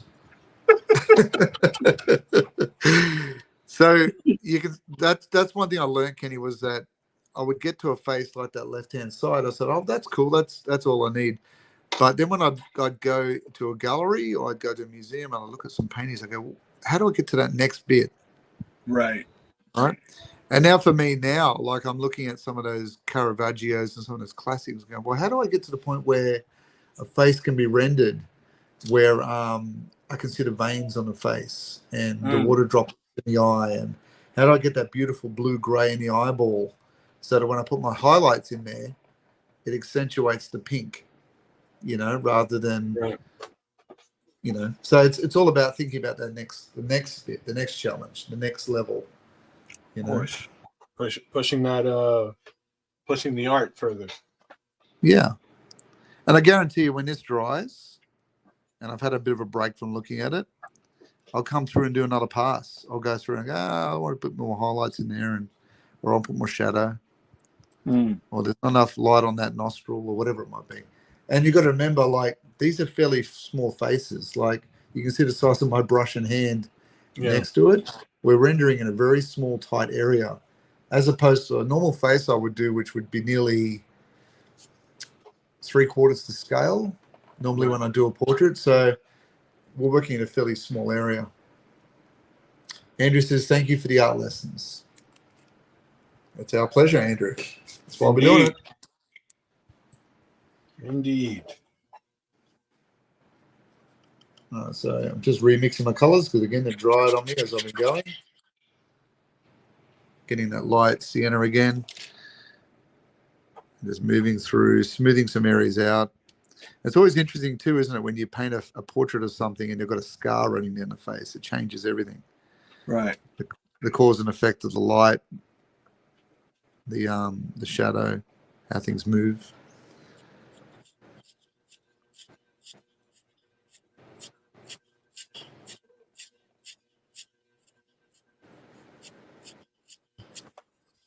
There's some ASMR scratching happening in the background. Yes, I'm. I love it. So I love it. whenever I refresh my quill, I got a little test sheet of paper next to the art here that I use to just kind of scribble the nib with, to kind of like wake it up. Yeah. So I'm certain that that the nib is flowing, and Yeah. I'm hatching in some areas, some of these little nooks here where I'm going to be casting some shadows from the notches that are on that knee pad, Nice. as well as some of the texture of like wear in the armor. Yep. Right? So we get a bit of context to Duncan's battle.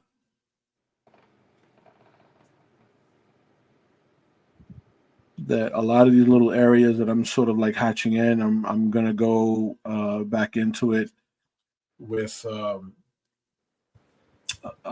copper, right? Right. So I could, sort of like get that bend in the armor Nice. and cut into some of these scratches with a bit of white on one side. So we get that effect of like the light catching the imperfection from an angle. Very cool. And it's all about, like how you said, the way the mind's eye sort of like touches the form. You know what I mean? It's like Yeah. experiencing the form. So I want it to feel rough and worn, and almost like if you run your fingers across the surface the wrong way, like you'll get cut. Right. Yeah. And it's a great contrasting element to your smoothness of the leg.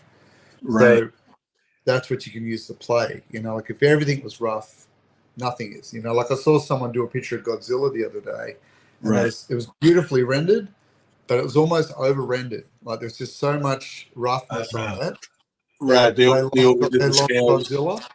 Yeah, they lost him in there somewhere. It's like they get very excited about it. I remember when I started drawing portraits, I did a picture of a Native American with a beautiful face, like really Right. beautifully face, and the artist that looked at it, who I have a huge amount of respect for, he said, "You're so excited by the wrinkles and the damage on that face that it's distracting me." And I thought, That that's made interesting. so much sense just now. Yeah, I thought that's interesting because I see a lot of over rendering. It's like, look, I've discovered a new trick, and I'm Yeah. going to play that trick as long as I'm excited for it. Yeah. That It's makes a kind of lot of sense. Yeah, it's kind of like the Alex Toth quote, where he says, "I spent half my career learning how to add lines and detail in. I spent the second half of my career removing it. Yeah. You know, learning the art of letting someone's mind fill in the detail." That makes perfect sense. Wow. Yvette says, I'm fascinated how in such a small area you can transform and add so much dimension. Same. Same. That's why I'm like, if you can tell, Yvette, I'm not doing too much on my end because I'm busy peeking at the screen, watching Will render that face because that was the part that that for me I was like, I can't wait till he gets to the face so that I can kind of like pick his brain about it. See, for me, the face is like the chocolate icing on the cake. That's my fun bit. That's the bit Yeah. I'm waiting. It's like the last part of my dinner that I've been holding on to. So Yeah. all of the stuff. And I was saying this to a kid the other day who was doing a painting. I said, you've got to create the illusion that when someone looks at it, they're not distracted by the things that you find a little bit dull.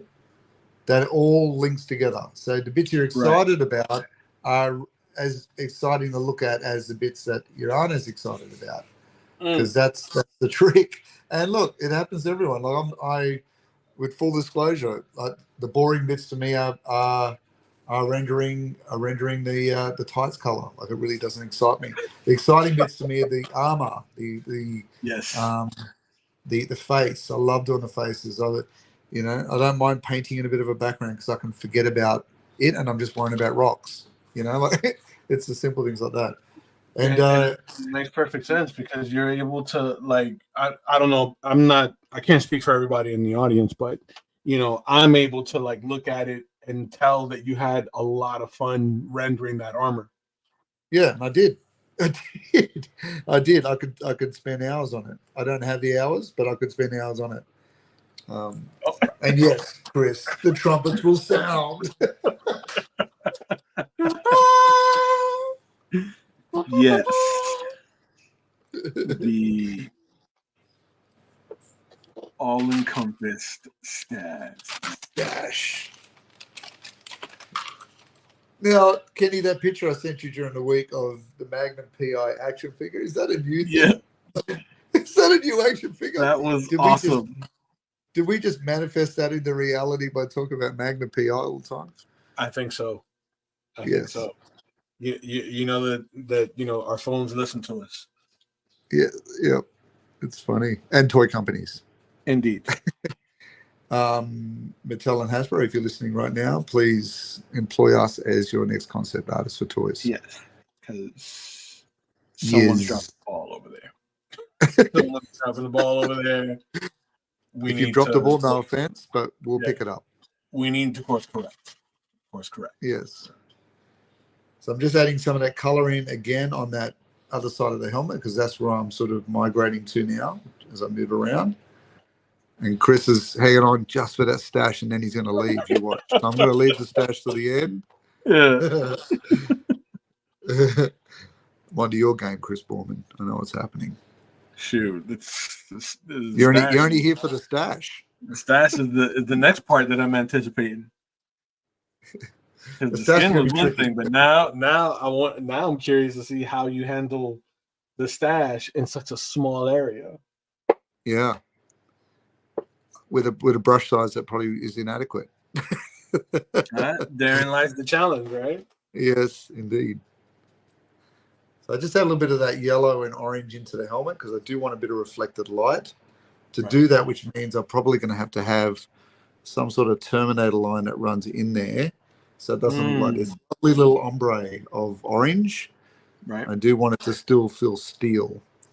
So I'm just kind of lightly feathering over the top there. And what I'll do is I'll come through and do a darker area up against his face. There we go. That's a nice sort of soft orange there now. Man, that's rendering beautifully. Got to admit, I've enjoyed doing Man-at-Arms. Like he's not as intimidating as He-Man to do. And looking back on my He-Man, I feel like I want to do He-Man again. But he's been fun to do. I love the armor. I love all of the gadgets and textures. It's been fun. Yeah. Well, he's a nice mix, right? Because he's got some bits of armor. He's got some of the organic bits. He's got some nice textures, right? Because it's he's got the pelts. He's got some armor plating. It's a nice mix. Yeah. And the mace is a really interesting weapon to illustrate because it's not like your standard like club, right, or sword. Yeah, it's very. It's like a cleric from Dungeons and Dragons. It's kind of that giant sort of warrior mace, like the Elden Rings characters, Oof. Yes. All right, so I'm just bringing in a little bit of that burnt umber and black and a touch of blue. And if you ever combine those three colors together, it gives you a wonderful sort of color for like old jackets and clothing. I use it a lot if I'm rendering like a Solomon Grundy or a Frankenstein's jacket. I will use the burnt umber, the Prussian blue, black and white, and that gives you a really wonderful sort of brown if you ever want to do that. Nice. Okay. That'll give you a nice brown. And so even if you're doing things like the coat on, like I did a large painting of an owl once, and I use those colors a lot. They give you some nice sort of cool options there. And when you start adding then the Prussian blue into the reflected light, it links into the rest of the coat because you've used it in the coat. Ooh, okay. So it's a nice way of kind of like unifying the whole piece, but like keeping your values relatively separate. Right. No, Chris Borman, this will be my last Man-at-Arms this week. So next week I'm rolling straight into the Man with the Plan and the giant ram.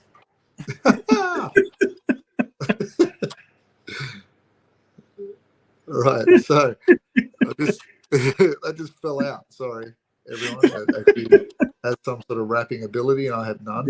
The way that That's just kind of rolled off the tongue. Yeah, they kind of fell out.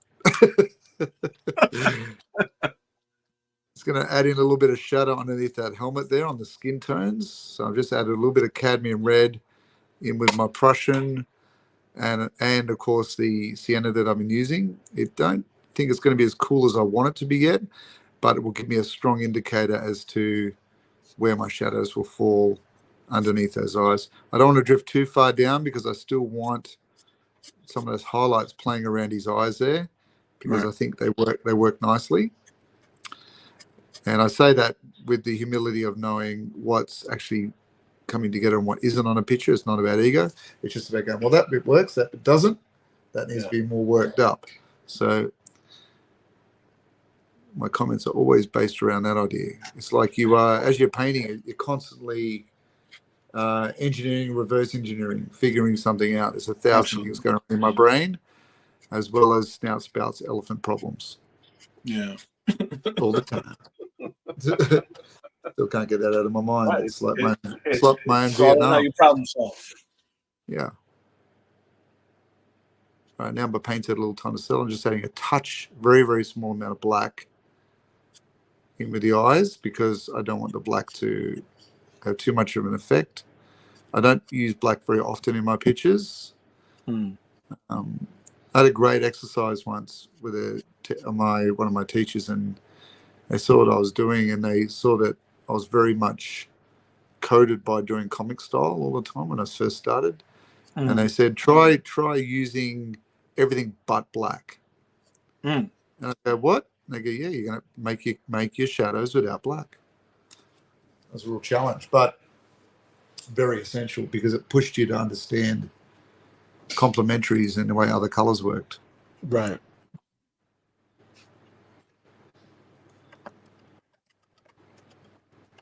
And of course, at that stage, it's like, can't be done. This can't be done. Erroneous.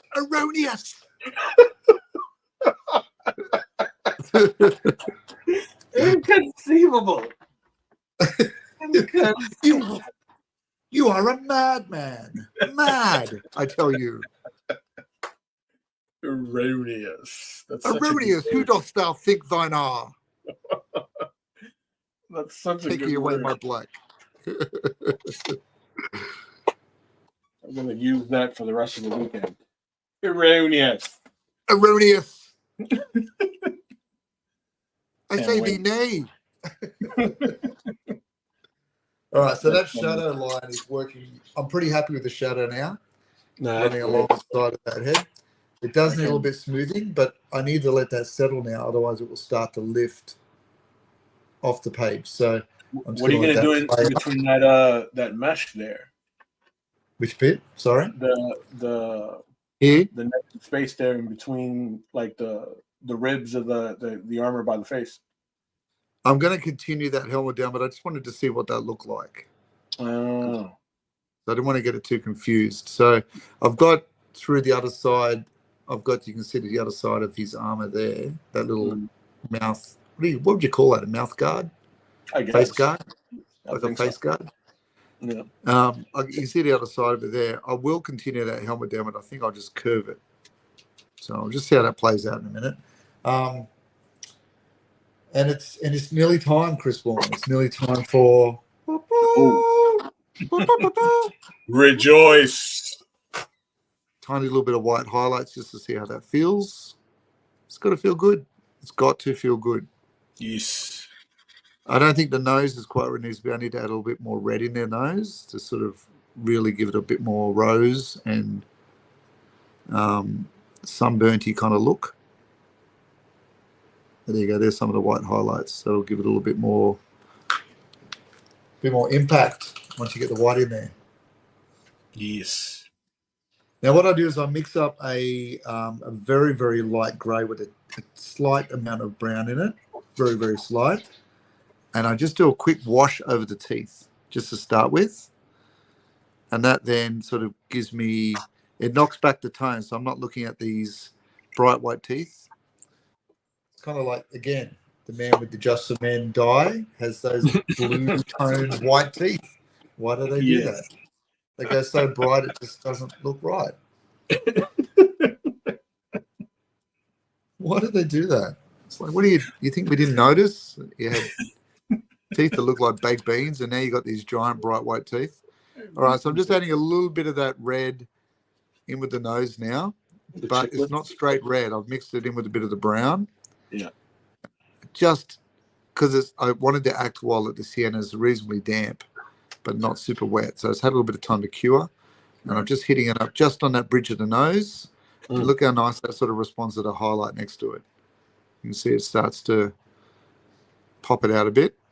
And I bring that right up to next to the highlight, not going into it because I don't want it to turn pink. Because red and white, you know what color that makes, kids? Yeah. Pink. We don't want that on the face. Erroneous.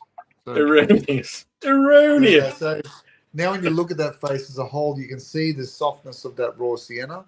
Yeah. You can see where the red now has really pushed that forward. If I want to, it's given me now freedom to go back and with that same red, just put a little bit under the cheeks if I want to. I can get away with leaving that, but if I want to add a little bit more color to his face, I can do that as well. To me, I've got another 2, maybe 3 layers or passes over the face where I start to clean up the highlights, clean up the shadows again, reapply a little bit of the sienna, or maybe even a bit of burnt sienna, so it's like a red. It depends on how tanned I want his face to be. If I want it to be lighter, I'll mix up a little bit of that raw sienna with a little bit of blue and white and start to smooth it out a bit, if that makes sense. Yes, sir. Right, some of that red I used on the nose, I'm going to hit up his mouth a little bit, on his lip. Lips are always tricky. People don't sometimes always pay attention to what they're doing with the mouth. The mouth is as, if you don't get the mouth right, it's as hard to be convincing as the rest of the face. Yeah. Because it has such cause and effect on everything. Best way described to me when I started drawing the mouth in grey lead was that they said it's almost like a tennis ball that's been cut through the middle. And that's how you consider the mouth when you're drawing it, because it's such a hollowed area, but it pushes forward like an edge of a tennis ball. Right. There you go. There's a nice visual for you.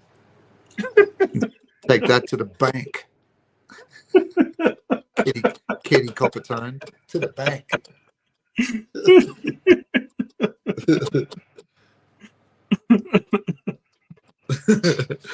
All right, so now I've got his mouth there.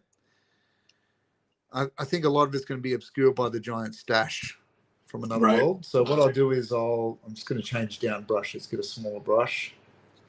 And again, my detail will be restricted by my old man eyesight and the small brush that I'm using. So I'm just going to go along and I'm just going to work not on the teeth. I'm working behind the teeth. So I'm mixing up a little bit of black, and because it's a small brush, it's holding less paint. So I've got to make sure I've got a bit in there. So I'm mixing up a little bit of, surprisingly enough, a little bit of that green I had on his outfit, and a little bit of the Prussian blue and black.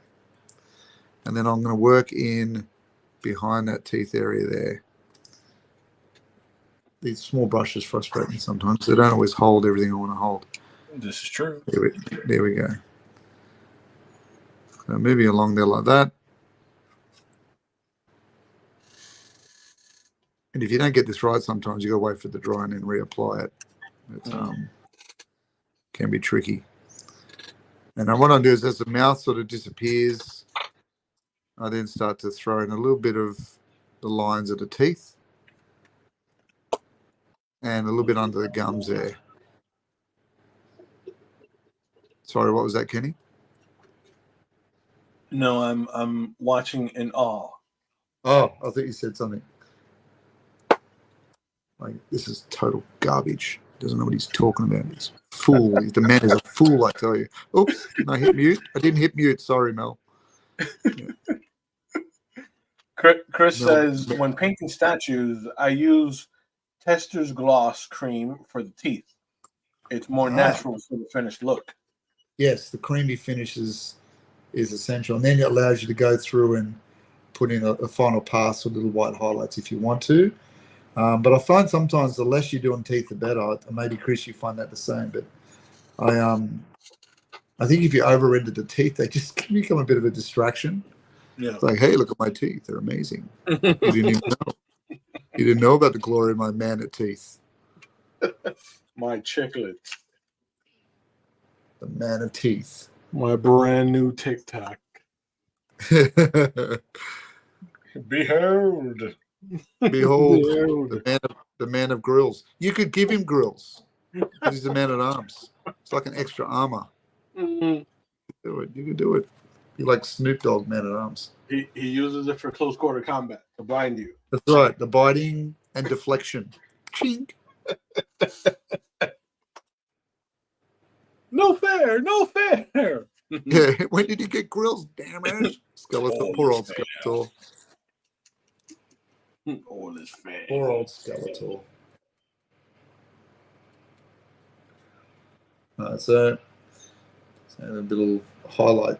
It's going to clean up that edge here.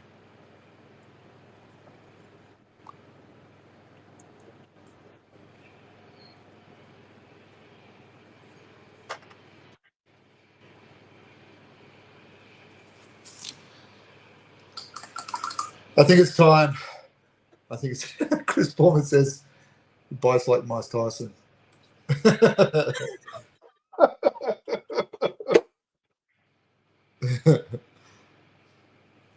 All right, so it's time for the stash. So I'm scaling up to the brush again, and I'm going to mix up a dark brown, but not too dark. That makes absolutely no technical sense, but a brown that's not super near the black range, but it's more the brown. Right. Using my friendly burnt umber, and I'm just going to sort of give it a bit of a coat. And what I'll do is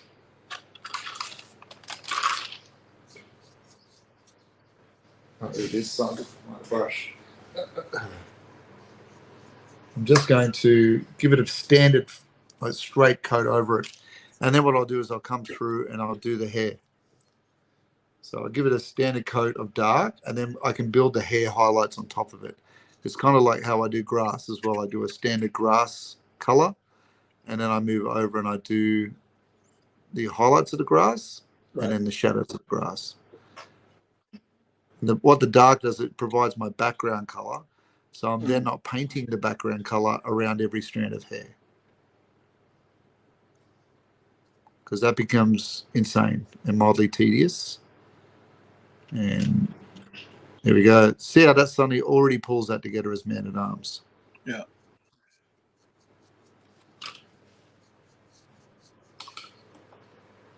You probably felt the same when you put your stash in. You're like, oh, yes. Exactly. Now I see you. Exactly. All right, let's have a look here. I didn't hear trumpets, Chris. Where are the trumpets? Chris, you promised.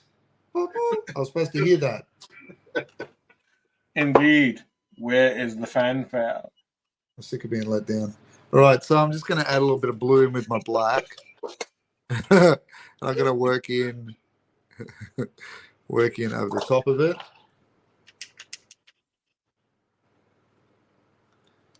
You know when your paintbrush is getting a good workout when the actual paint on the brush is starting to peel off. I just had a big chunk land in the water. Yep. And I didn't get distressed. I was like, yes, you're damn straight. Daddy's working. Daddy is working.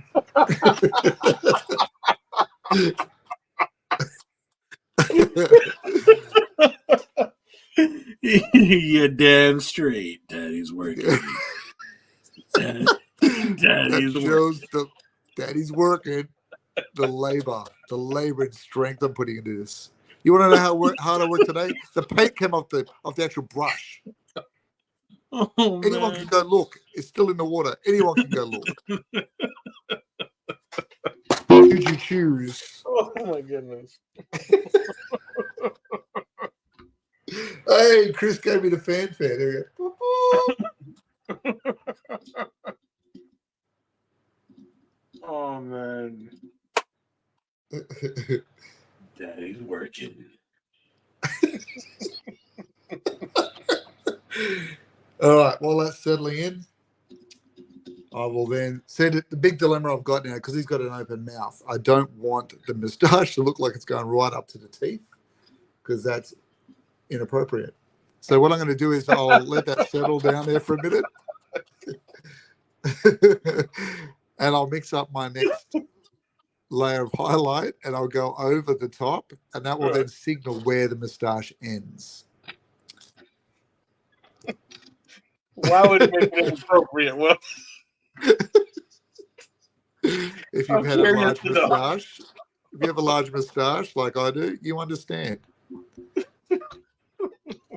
When you grow one and then you have food, you'll understand why you don't want it too close to. Flavor?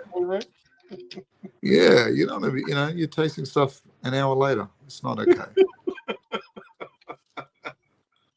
Oh man. I'll tell you. Oh, Right, while man. that's settling in, I'm going to work up his eyebrow. These streams What'd are you always say? fun. I'll tell you. As a matter of fact, let me see if I can move my mic from where it is right here and move it to a better position. Bear with me, guys. Here we are. All right, so we've got a few people in the room with us right now. Must have been the stash. It's attracted the crowd. So if you're joining us for the first time, thank you so much. And if you can, it always helps us out to like, subscribe the YouTubes for us, and also to share out what we do each week. So we gain our momentum with what we're doing. We are traveling through the realms of Masters of the Universe. And this time around, we do have future streams worked out where we're taking on different properties. But if you're joining for the first time, please comment and say hello. And also join along with us, draw with us. That's always the fun part.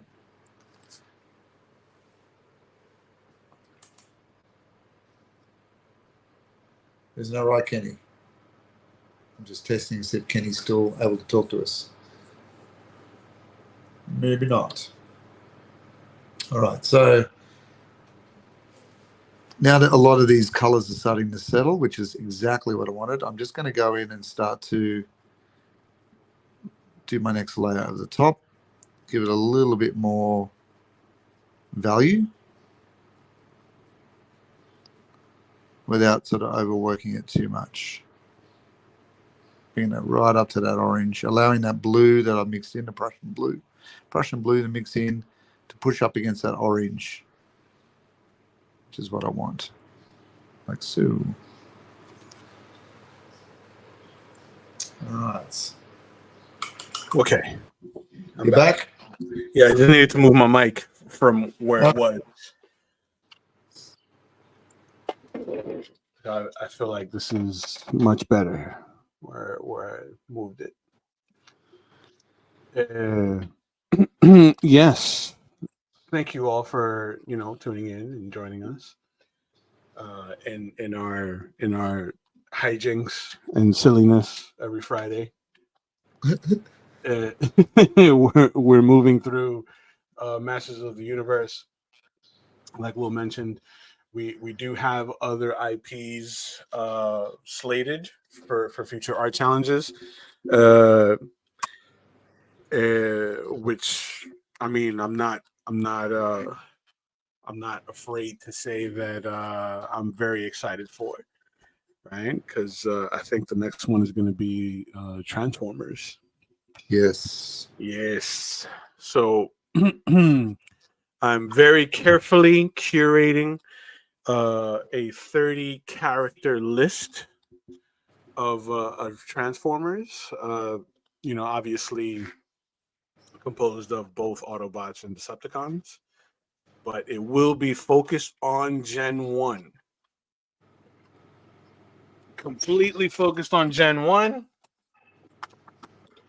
so that, we can get the nostalgia and then the member berries bubbling real nice. But it's also for the sake of, like I mentioned, the art challenge, right? It's so that we can kind of do things outside of our comfort zones and explore some different techniques to convey the art, right? So Just a quick question on that. Go ahead. Not like I don't really know past Gen 1. What's a Gen 2? It's Transformer. Gen 2 would be anything after the movie. Oh, right. So would that include some of the movie when they brought him into toys? Yes. Yeah. Right. Well, then definitely Gen 1. Yeah, of course. Yeah.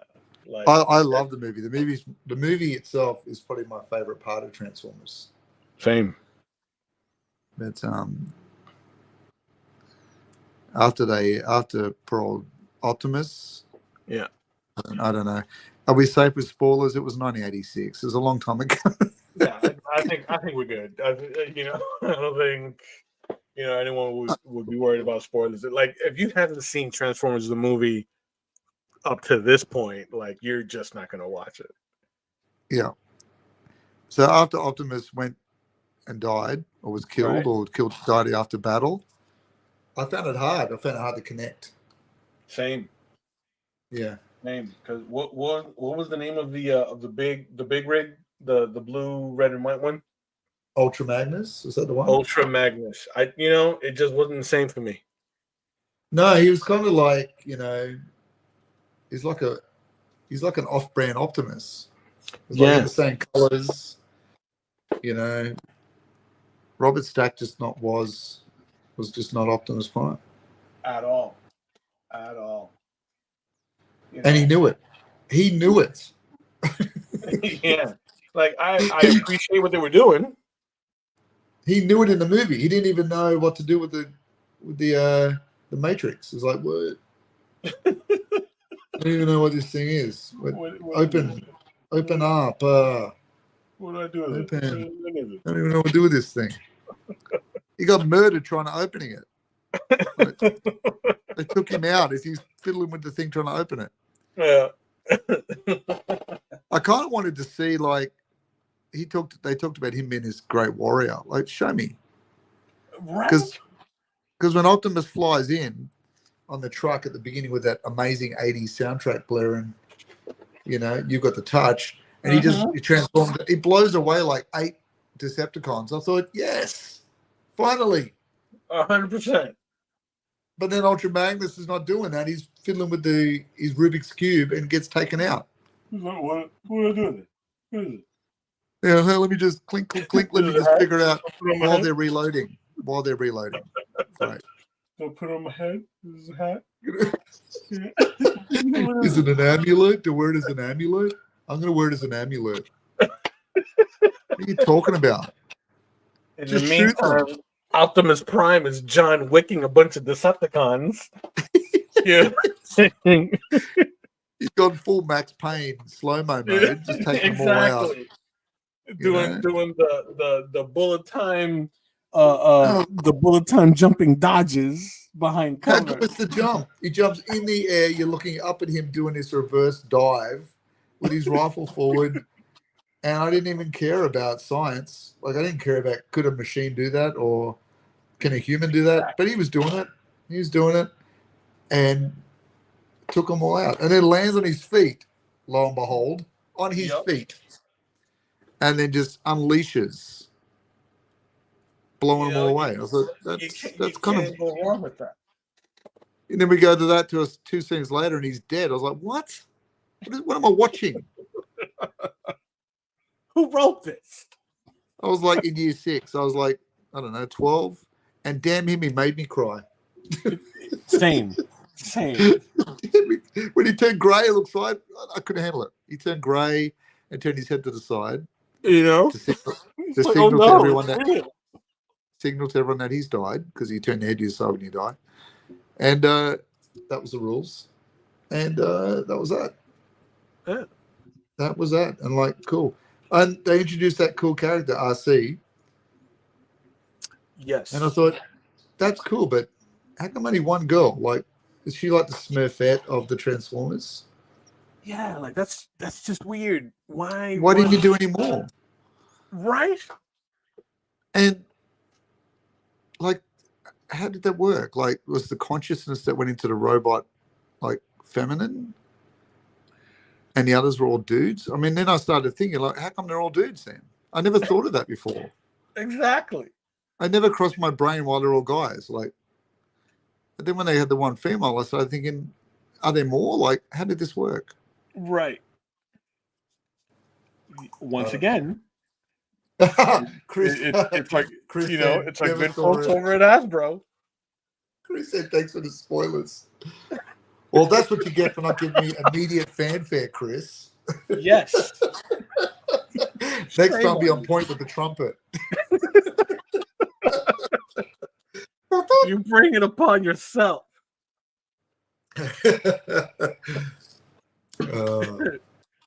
And once again, it's our good folks over at Hasbro, not really thinking things through. Right. Let's make one of them a girl to see if we Great can idea. Some girls into the fandom. But why do the one? Yeah, but why do just the one? Just one. And then everyone's thinking, what's going on here? Exactly. Like, everyone wondered in Smurfette, like with Smurfette, is she the one that's like giving birth to all the Smurf? Like, what's happening? Do you know what I mean? Like, you think practically, you think, is she like the mama Smurf? Like, when you're as a kid, you go, is she the mama Smurf? Is it weird? Like, are there none of those Smurfs attracted to her? Like, that's the thing. Like, what's the deal here? How do more Smurfs happen? Exactly. Mess with my brain. They didn't, again, they didn't think things through. No. Like, look, if we do this one girl, we need to make more. Like, I think it's something you got to put to Melanie. Like, stop at Drabville and start. Let's have a look at the Smurf world, right? Because she might have watched Smurfs and just say, "What's the deal with?" Will wants to know what's the deal with Smurfette. 100%. It's not out of. Like, I'm not even joking. I'm seriously upset. I don't know what's going on. I'm genuinely need clarification. Because even the Care Bears had multiple female characters. Yeah, but not the Smurfs. And to be honest with you, like, He-Man probably needed some more female warriors too. Like, 100%. Yeah. 100%. Oh, Chris has brought a bit of clarity. Thank God, Chris. Gargamel created Smurfette. What? Really? Okay. I need just to mess with the dudes, like create inner turmoil with one girl. They'll fight and they'll kill each other. They'll kill each other over the girl. Yeah. They'll kill each other over one girl. Yeah. I'll be so distracted. I can snatch up a couple of Smurfs on the side, bake a pie or something. Why did Gargamel want the Smurfs? Was it a magic thing? I think he wanted to eat them. Right. So then why didn't he just create them like he created Smurf? I don't know. He went through a lot of hassle. Would he just make some if you can make Smurfette? Oh, look, to deceive the Smurfs, she had black hair at first. Did she? What? What? Apparently, she had black hair at first. She went from that to being Dolly Parton. Like, what happened? So do the Smurfs prefer blondes over brunettes? Did they make her dye her hair? Did Is they it like say, nah, if you're going to hang out with us, you gotta be you blonde? change your hair color? You gotta wear one of those Disney wigs, like you see the kids wearing it when they go to Disney. You got to The blonde cosplay wig. as a blonde? You gotta cosplay. She's really a brunette still. I don't know. It's very confusing. Yeah. They did. I mean, well, they kind of did the same thing with the Snorks, didn't they? Snorks. There was like one female Snork in the little hangout group. I forgot about the Snorks. Thanks, Kenny. It's what I do, Will. It's what I do. The I'm here for the Snorks. stuff. That's a classic. The Snorks was like an off-brand Smurfs, wasn't it? Underwater Smurfs. Yes, they were like these weird sea monkey Smurfs. Yeah, a sea monkey Smurf. That like one of them couldn't talk. I think he had a disability. He couldn't talk, so he would just make noises. Oh, The little green one. Chris, you're all about the Smurfs I've discovered. You Well, she have so became much good. Smurf knowledge. Oh man, look at that! She became good. Her hair turned blonde.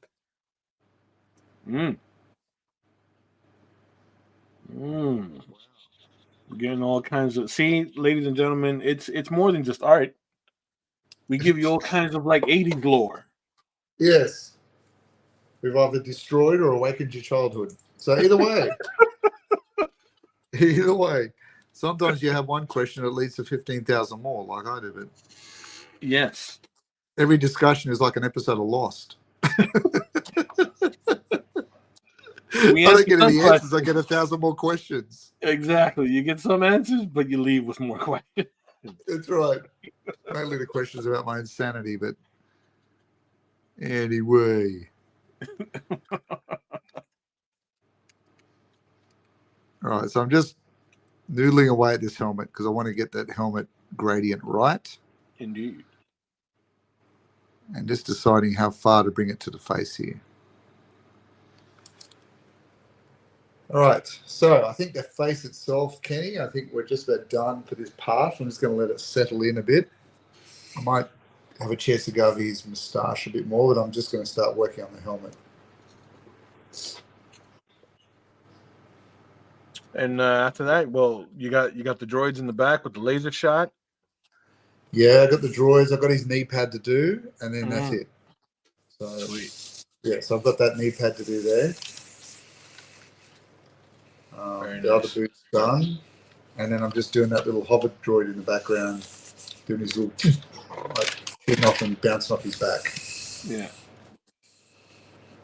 And it should be just an animace, and we should just be that done.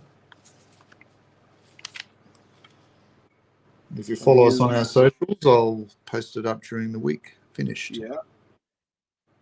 So I'm just using a bit of this black watercolor to add a bit more definition to the droids in the background. Nice. Right? I don't want my my lines to be as defined as my man-at-arms, so that they remain in the background, but they don't compete with man-at-arms. Yes. Don't even try to compete with them. They can't. Don't even think you can. There's no competition. It's over. Just go home. Watch the Smurfs. Chris Borman says, my little sister was in the Smurfs. I think my sister was more so into strawberry shortcake. Yes. Yep. Yeah. Strawberry shortcake. And My Little Pony. Oh yeah. Glowworms and all that kind of stuff. Oh, glowworms. Remember them? Yes, I do. Man. Teddy Ruxpin. That had that had the 80s in a chokehold. Yes, it did. The glowworms, Teddy Ruxpin. Yes.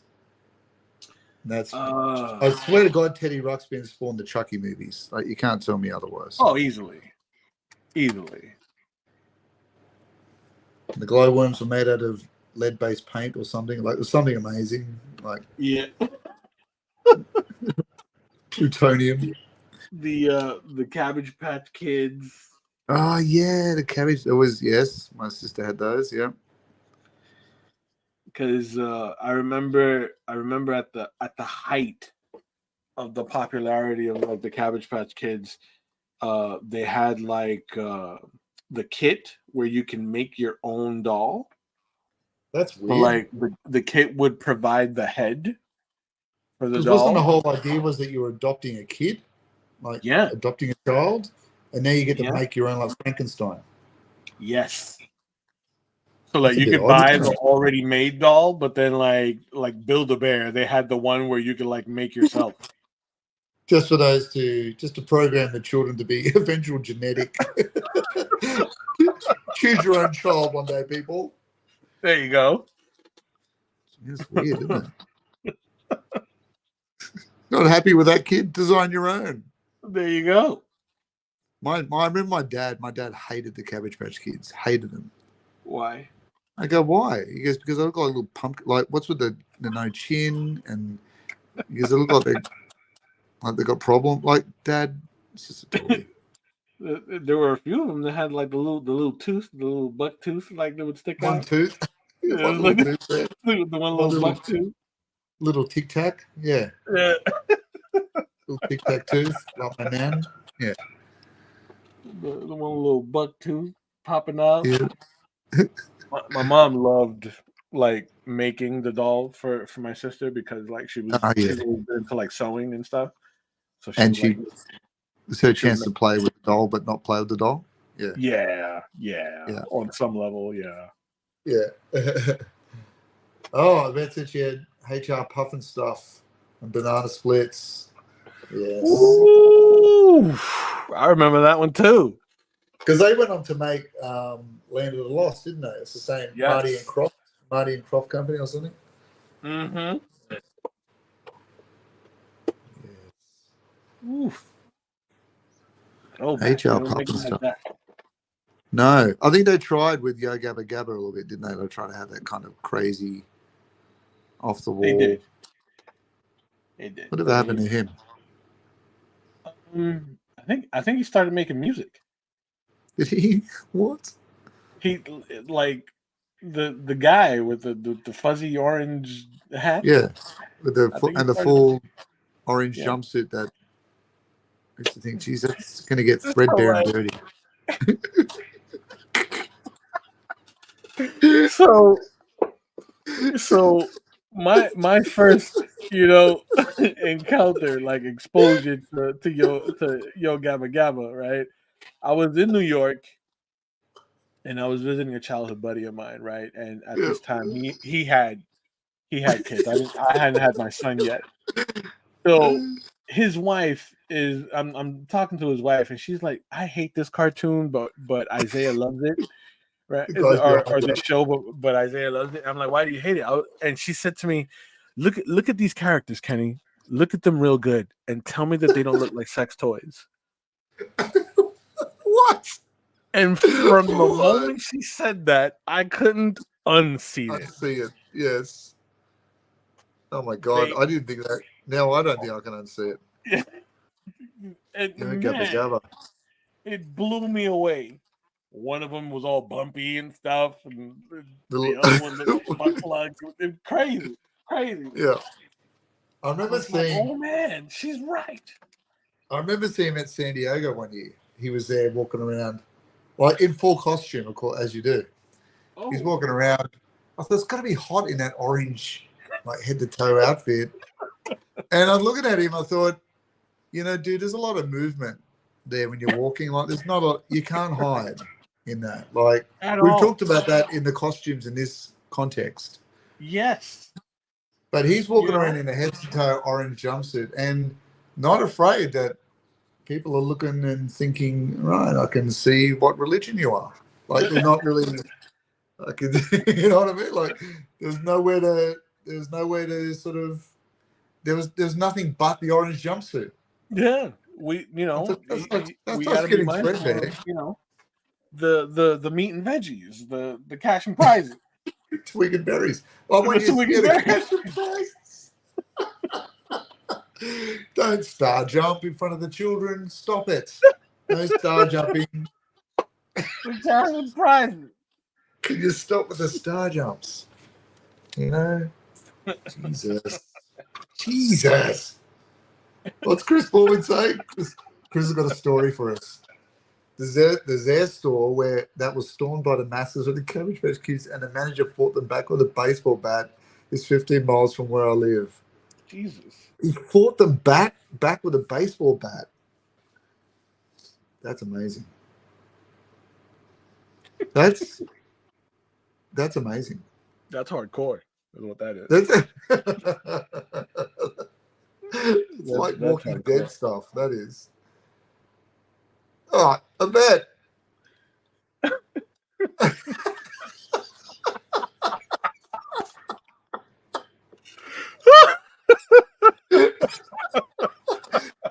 Jesus. The lunch pack. Oh, that's great. The lunch pack. That's fantastic.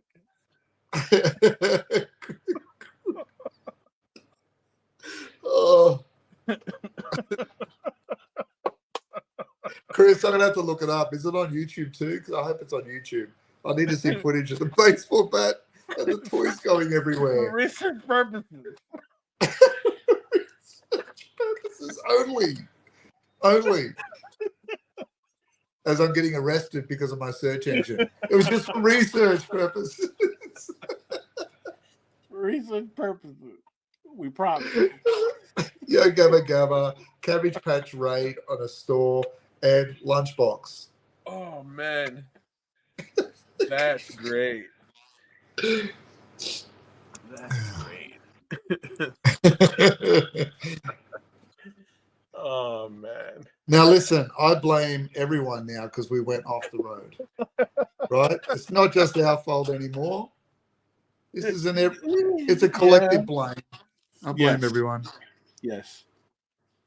Although it could be said that, you know, we are the influence for that. We set the standard. You know, we did. We definitely did. We weren't even 10 minutes in. We weren't even 10 minutes in. And, you know, and it jumped off. Man, it took a sharp left. Sharp left. The 10-second timer ended. We were there. The spinning sword. It was there. Oh man, that's a good one. I wish I'd done. You know how I did that segue for the new Transformers show we're going to do. I wish I'd done one for this so we could segue between insanity movements. Oh, it's so good. I should show someone, and I'll put it on. I'll find it now. Ready? Just to segue between our insanities.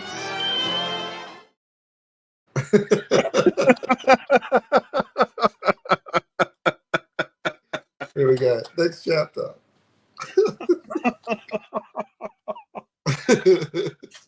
Oh man. I tell you, I look forward to this every week. Man, I tell you, you know, it's moments like this that it takes me back to when I had the studio space. Yes. And every so often we would do sort of like a walkthrough of the studios. Yep. We would like open it up to the public so people can just kind of walk in and see what everybody was working on and such. And you know, it would be like a communal thing. Yeah. But alcohol was involved because we had a bar in the back of the studio. Alcohol, like it's a guy. Yeah. Alcohol was involved.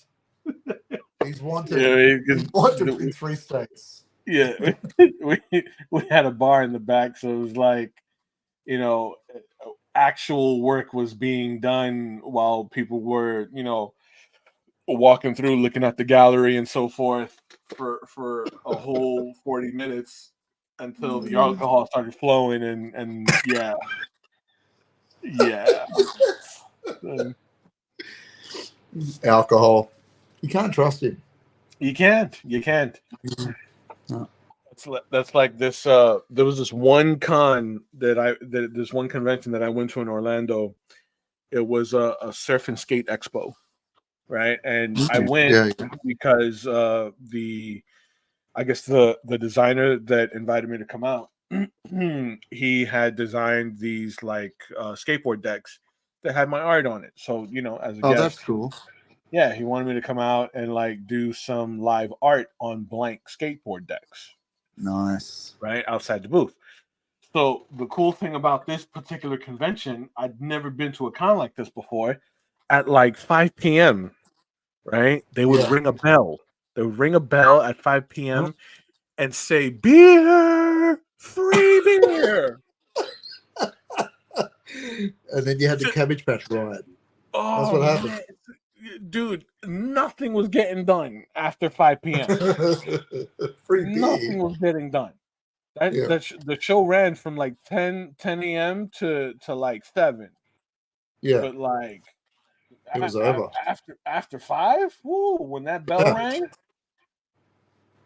was over. nothing was getting done. It was good night. I'm It was telling Good Friday. you, it was Chris Foreman fantastic. said we took a sharp left from the beginning, Kenny. Sharp left from the beginning. But in the middle, I actually went to the kitchen to take my heart meds. Did we do that? I hope we did do that. And came back, he was still on topic. Shocked me. Sometimes I get shocked too, Chris. We find next levels. We find new levels. New levels to go to. We're still discussing a different pelt color. This is true. This is true. Yeah. That's the mind of artists, right? We're able to turn it off, Yeah. but Or just somehow that the spring in the switch is bad, so it'll turn back on by itself. I always thought it was just healthy to bottle it up.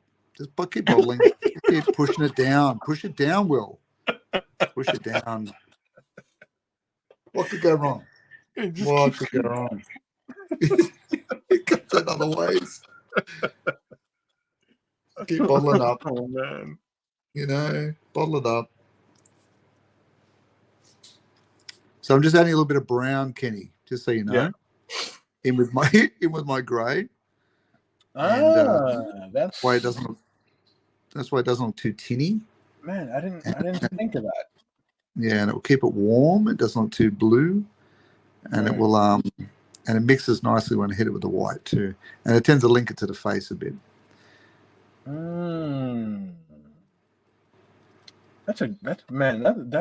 That's coming out great. A little bit of brown. A little bit of burnt umber.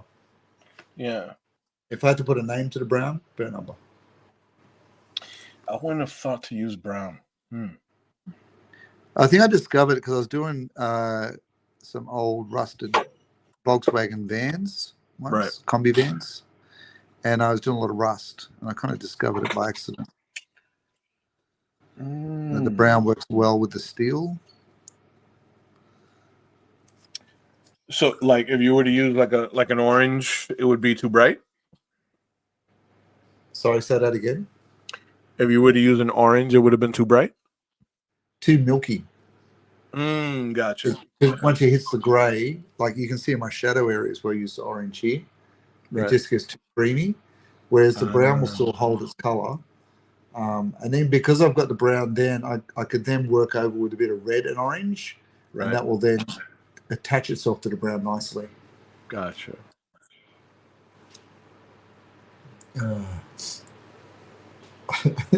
Still laughing. It is what it is. It is what it is. Indeed. Indeed. So all my line art is in. what I'm doing is I'm using some a gray or just black, but a really watered down black, Yeah. so I can get some really soft lines Yep. around some of the forms, and using a bit of the watercolor white so that I can Right. break up some of the lines in key areas so that we get that like reflective effect from the light source coming from behind man at arms and Nice. picking up some of these more solid forms. How do you find the white responds though, Kenny? How do you find that responds to your paint you got underneath it? I think it responds really well because, like, look, this was white that I applied last week. Uh-huh. Ah, okay. So it really it's sort of like it's kind of like if you were using like Photoshop terms, right? This Yep. is like kind of set to multiply. Like if I were Nice. to set Okay. the layer, my white layer to sort of like multiply, it'll sort of work with the local color Yep. and sort of and soften Okay. whatever Yep. that base color is without like being like a harsh white. So like if I wanted to Right. use a harsh white, I use the white ink as opposed to like white paint. Right. Yep. With you. Got it. So Always it's curious because sometimes white can go either way for me. I find it can build or it can destroy depending on what I've done underneath it. right.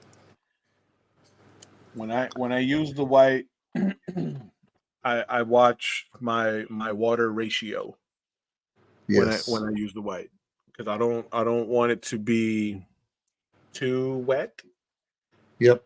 but I need it like thick enough to where it'll like give me a decent layer.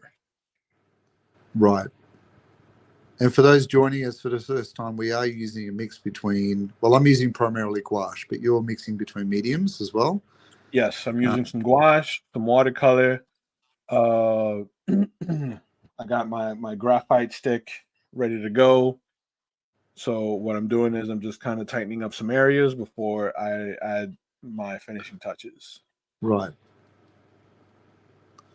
And that's where you have to be careful, isn't it? Because the gouache can reactivate.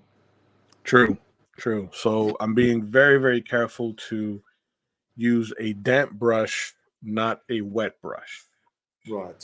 So Yeah. I have a sponge here that is damp. That after I clean the brush, I have a separate sponge that I can use to dry the brush. But to dampen the brush, I have a separate sponge for that so that I can like apply the paint without Nice. reactivating the wash. Yeah. It's a an awesome little thing that gouache has, but it can work against you as well. Yep, because it'll very easily, very quickly lift. Yes.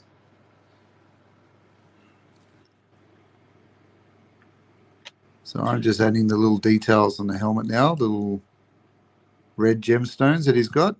Yeah, I think they're red gemstones. I don't think they're technology, are they?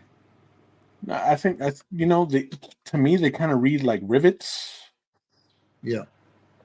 like bolts Like that are studs. part Yeah. of the yeah, like studs. Yeah, But he's got red ones.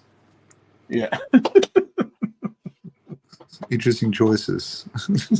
Well, I maybe mean, maybe just painted them. Like maybe they're like like how you see sometimes soldier helmets, they put little paint on them, like in Vietnam.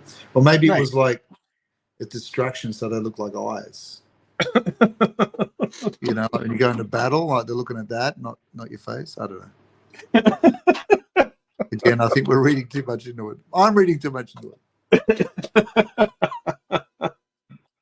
It's possible. It's quite possible. It is. And just like most of my week at work, I have to remember to only let the public see 1% of my insanity because sometimes that could be a career killer. It could be a Oh yeah. career killer. Oh yeah. You don't want to lean too much into it. Yeah, bottle it up, Will. Bottle it up. Shh. No, it's quiet time. That's it. Go eat a sandwich.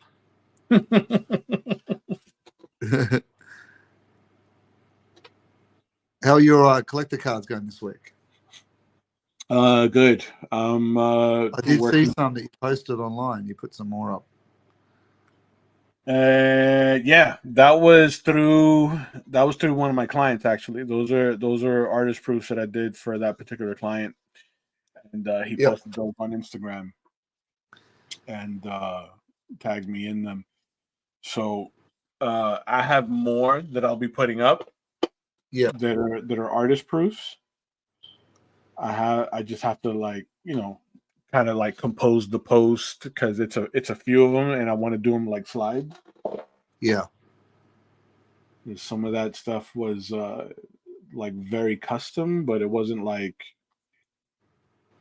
anything like crazy because whenever I do artist proofs, I have to keep it relatively close to the source material. Yes. Yeah. It can't be like hyper custom stuff. Yeah. So I got some good ones that I haven't posted yet. And then the new stuff that I'm working on now, I'm doing. I think they're mainly all mutants. Oh wow. Okay. So you're in the mutant verse. Yeah, I'm the first 15 cards are basically all members of Generation X, Yep. the young mutant faction. Yep. Then the set that I just started today is um it's all Midnight Suns. Ooh. Didn't they just announce there's a movie coming out about that? Something like that. Something like Yeah. that. So, Um so for those who don't know who Midnight Suns is, it's Ghost Rider.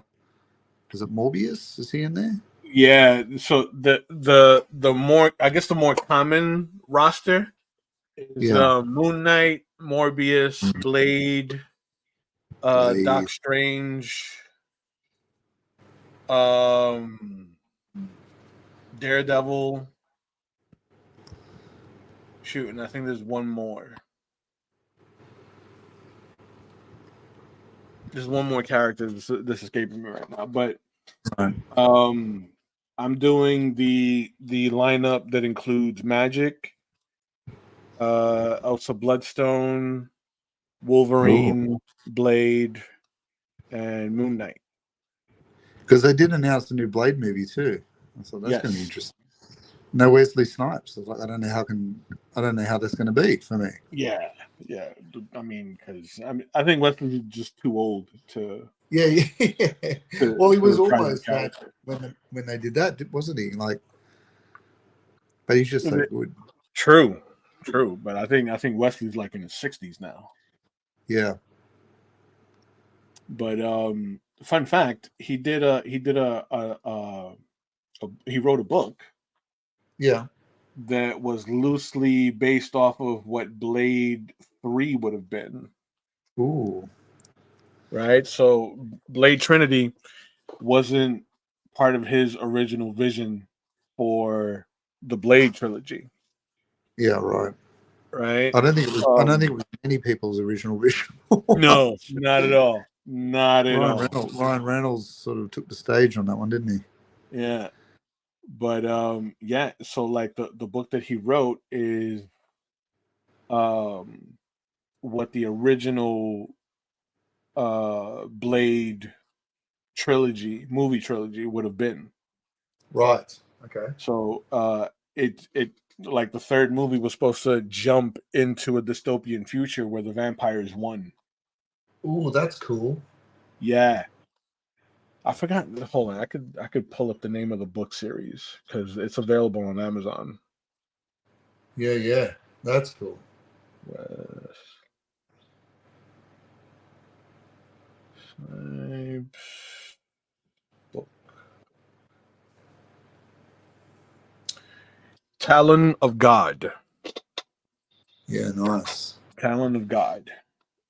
Because the big bad that was in Blade 3, he played Dracula, like kind of like the original Right. vampire. I wasn't convinced. The actor Neither that was I. played him wasn't convincing to me. Like, I don't know. I Neither love a was I. good vampire. You know, I love a good vampire movie, but this was, Same. yeah, I don't know, I just wasn't quite buying it. Same. That shoot. In terms of like big bad vampires, I look and I love a good vampire movie myself. Yeah, The like Dracula 2000 with Gerard Butler playing Dracula yeah, yes, was pretty decent. yeah, I think for as vampire movies go, it was fun.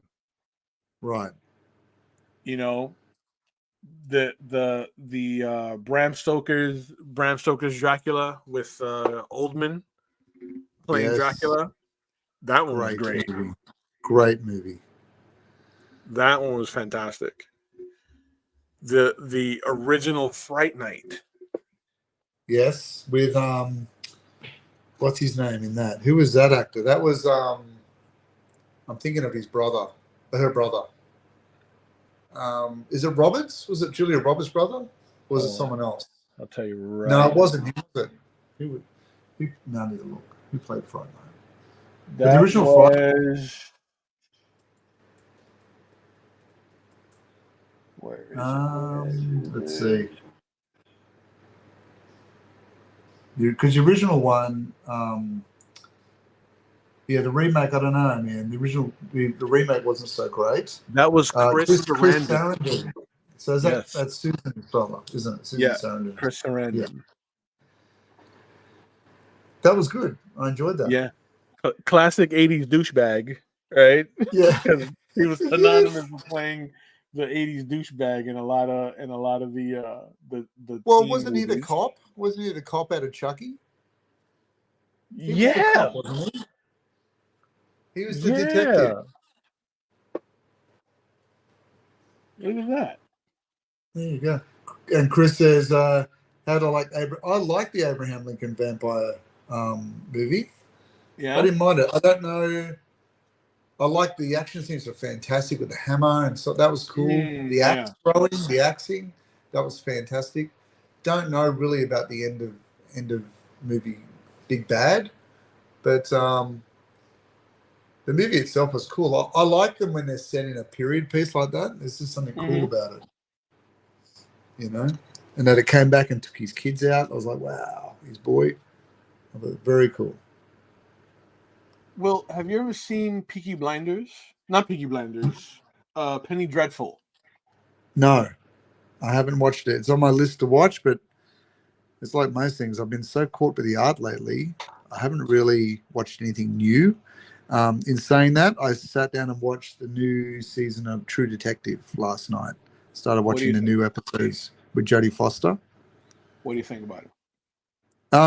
I liked it. I've only watched the first episode, but because I've just come off the back of the Hannibal series, like Mm. Silence of the Lambs, I thought I'll give that a watch. And I can't find Manhunter anywhere out here in this country. I was going to give that another watch, but can't find that anywhere. But I'm enjoying it. I'm enjoying the first one. I haven't seen it since the first series season that came out. Right. With McConaughey and Woody. Yeah. But and I really like that first season. I haven't watched any others. Are they good? What, in my opinion, the best one is with Matthew McConaughey and Woody Harrelson. Yeah. Correct, Chris. All I do is noodle. It's true. Like it's I can't. Like I only watched it because I was pretty buggered. I got around from work yesterday, Right. so I thought I'll put the kids into bed. By the time they settled down, it was like late, and I thought I'll just put something on that I've been waiting to see because I really didn't have it in me to paint last night because it's too late, Yeah. and so I thought I'll give it a go. It's been sitting on the players. I keep meaning to watch it, and I was really really impressed by it. It was good. So, Have you watched it? which one? The new The new True True Detective? Detective. No, Yeah. no. I've been hearing mixed opinions about it, Yeah. but I got to give it a shot. Yes. Chris Miller has joined us. Hey, Chris. If anyone knows the Master of the Universe world, it is Chris Miller. He's the man to ask about the furry trunks and why gemstones on the belt. Yes. He's the man. He knows Yes. the law. He's the law. So wait a minute. So if he's if he's a big fan, then Yes. he can answer the burning question of what was the name of the sorceress's hawk? Yvette already did that. No, Remember? we did, So but we Yvette did didn't all ask the Chris. Yvette did the research. And you know what? I'm glad you said it because I wasn't sure which burning question you were going to ask. Because there are many have been discovered in this live stream today, all from Smurfette to Care Bears. Many burning questions. We've covered lots of lore tonight. Lots of Yes. lore.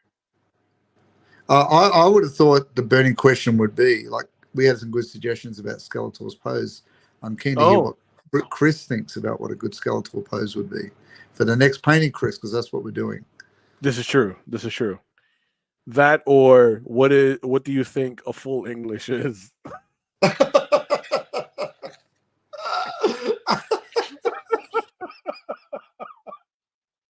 Yes. It's got nothing to do with Rowan Atkinson. Yvette says Manhunter, the FBI series. Yeah, it's basically a prequel to Red Dragon. So if you think Red Dragon, Silence of the Lambs, and Hannibal, and Manhunter's a prequel to that. So it talks about, the characters before Clarice Starling. I guess that's probably the best way to describe it. And Chris says I'm too drunk to remember. Now's the best time, Chris. Absolutely. Now is where we unlock the hidden knowledge. Now is when we let out what you've been bottling up all week. Because as we've also revealed in this podcast, in this live stream, it is healthy to bottle it up. Just so you stay out of prison. Or insane asylums like our stories. Indeed. Yeah.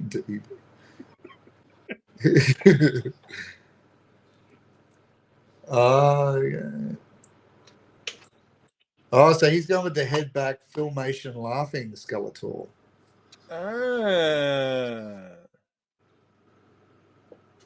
Okay. What do you think of that? Okay. I think he's throwing down the gauntlet for you, Kenny. I do like that one. I do like that one, and that would be a challenge because it's tough. It's tough to draw a skull in that perspective. Like not only a skull, but what's happening underneath his chin. Exactly. That's why. Is there a brain in there? Like what the hell? Like is it mystically floating in the hood? Like what's happening underneath the chin? Because I was gonna do mystic skull floating in the hood. Yeah. Are you gonna do like a glowy green for his like skull? Or are you gonna go with old bones, bone color? I just might.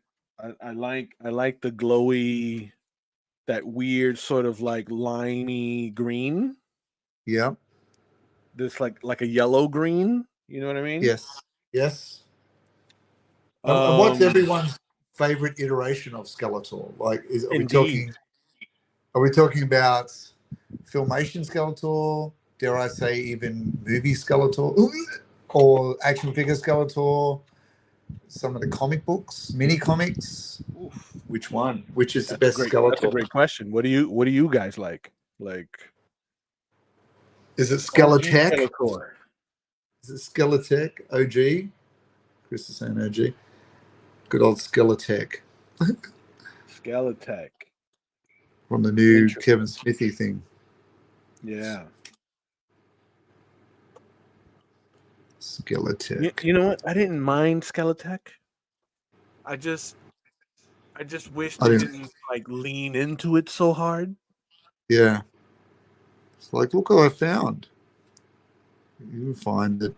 I don't know. It didn't jive with me, that part. I was like, I didn't like the motherboardy kind of thing taking over everybody. I thought I feel like it's been told in other in other stories. I was like, what are you doing? Like, why do you need to do that? Because I just wanted to see the villains do their thing. I wanted to see Triclops be Triclops, and I wanted to see Trapjaw be Trapjaw, but we can't explore that now because now I've got this weird biometric thing going on.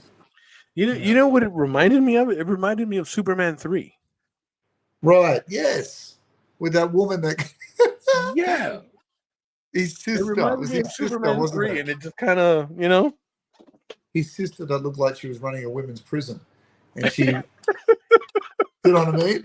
The grey and the tight hair and the angry face all the time. Resting angry. Wasn't that the lady from Throw Mama Off the Train? I think it is. And if it wasn't, it should have been. Throw Mama Off the Train with Danny DeVito. I've been flagging on my social medias lately. When can I buy all of this amazing art? When we throw Mama off the train. Okay. What a great title for a movie. Oh my god. Oh man. Sorry, Chris. I'll answer it. I just can't see the screen. Yeah. So Chris, after I'm done with Skeletor, I'm gonna drop the first 5. I'm gonna put the first 5 of the Motu Run art challenge on my Etsy shop. So the Etsy shop is, as like you would see on the bottom of the screen for my screen name, Wild Ink Studios. It's all one word in Etsy. So like once I'm done with Skeletor, the first 5, which were Beastman, He-Man, Merman, Man-at-Arms now, and then Skeletor, those first 5 will drop in my Etsy store as soon as I wrap Skeletor. So in like 2-3 weeks, because we do these once a week, and you know we figured these streams usually run 2 to 3 hours because we do the whole process in front of you guys. So tonight we're wrapping Man at Arms. I'm practically done. I just gotta run around the image and tighten some areas up. But after Skeletor, like the first 5 are going up on the Etsy shop, and each one of these is 11 by 14, fully colored gouache and watercolor with some ink. Well, what about you? Oh, yep. So same. It's all going on Etsy. I think I've got He-Man, Beastman, and I think maybe Merman is on there now. Is on Etsy at the moment. And I'm doing some little side ones too, like you saw the Man at Arms brown paper sketch I did as a bit of a study. So that headshot is beautiful. So I got some little side ones like that. So if the gouache, the cost of the gouache ones is not your flavor, I have some other priced variants. I haven't got the Man at Arms one up there on the Etsy store yet, but I'll put it up when I put this one up. So we've got the 2 there. Yeah, I think that's. And then I think if you look at I'll bring up the list again, Chris, so you can have a look at it on screen. So we've talked about this a couple of times today. So you can see the running list there. So we've done Beastman, He-Man, Merman. We're at Man at Arms finishing. Skeletor's next.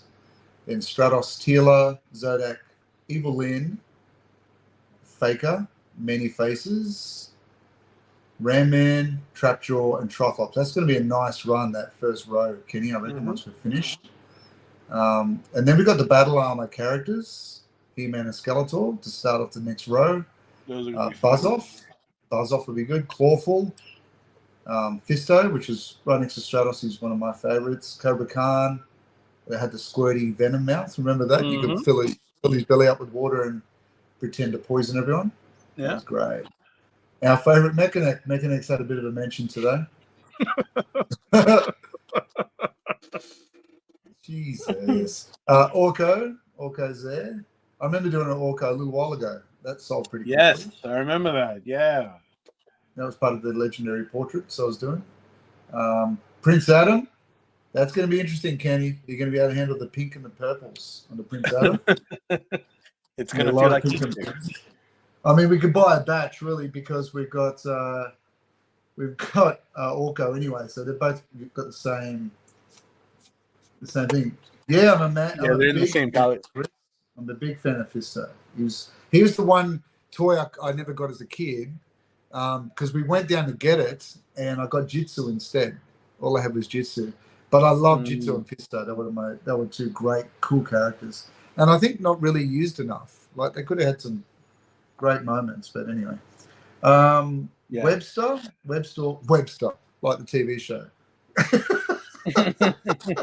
The little orphan kid living with a rich white man. Webster, he was this spider sort of, he had a bit of a spider thing going on, didn't he?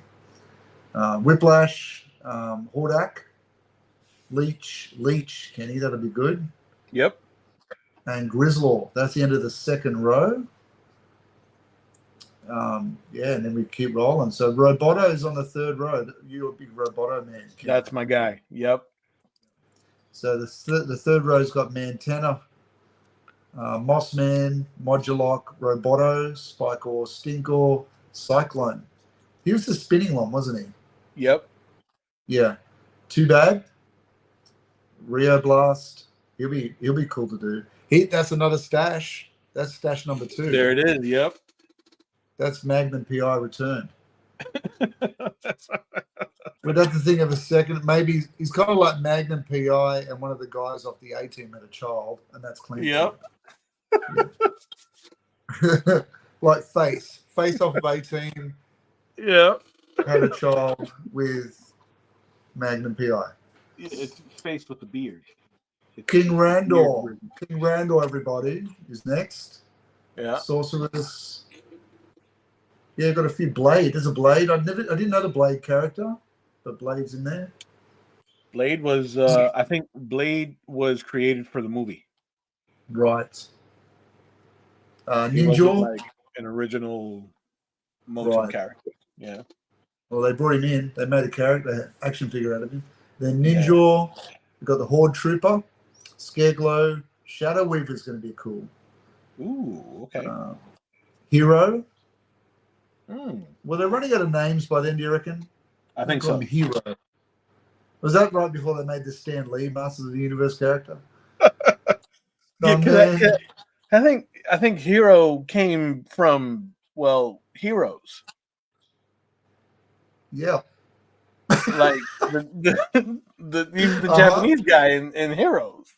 Oh, right. I'm the time traveler. I thought you were trying to make sense of the name.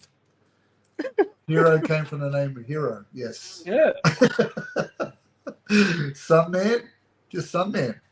Yeah.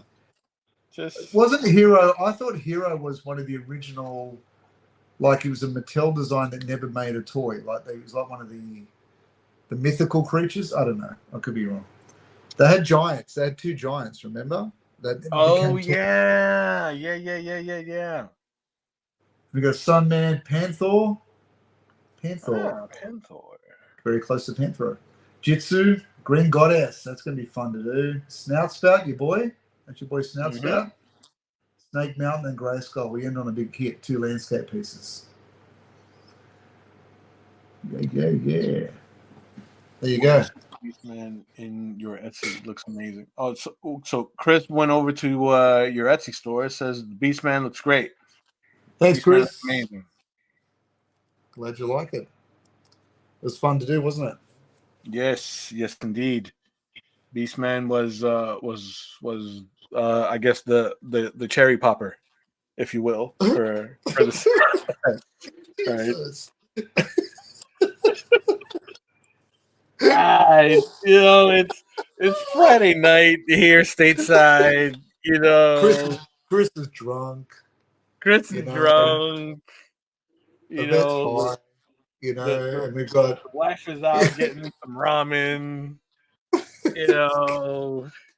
It's a party. It's a party.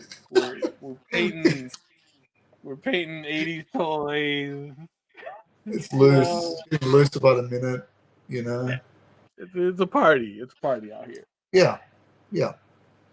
Chris is on the medication. You know, like it's all. Chris Borman's on the meds. Chris is on the drink. Yes. The vet's got a Saturday lunchtime beverages. We know. Everybody knows the vet. Everybody knows. The meat and veggies. Oh man. What was it? Lunchbox? Lunchbox. Oh, Jesus. Hold on, I gotta scroll up and see what she's like.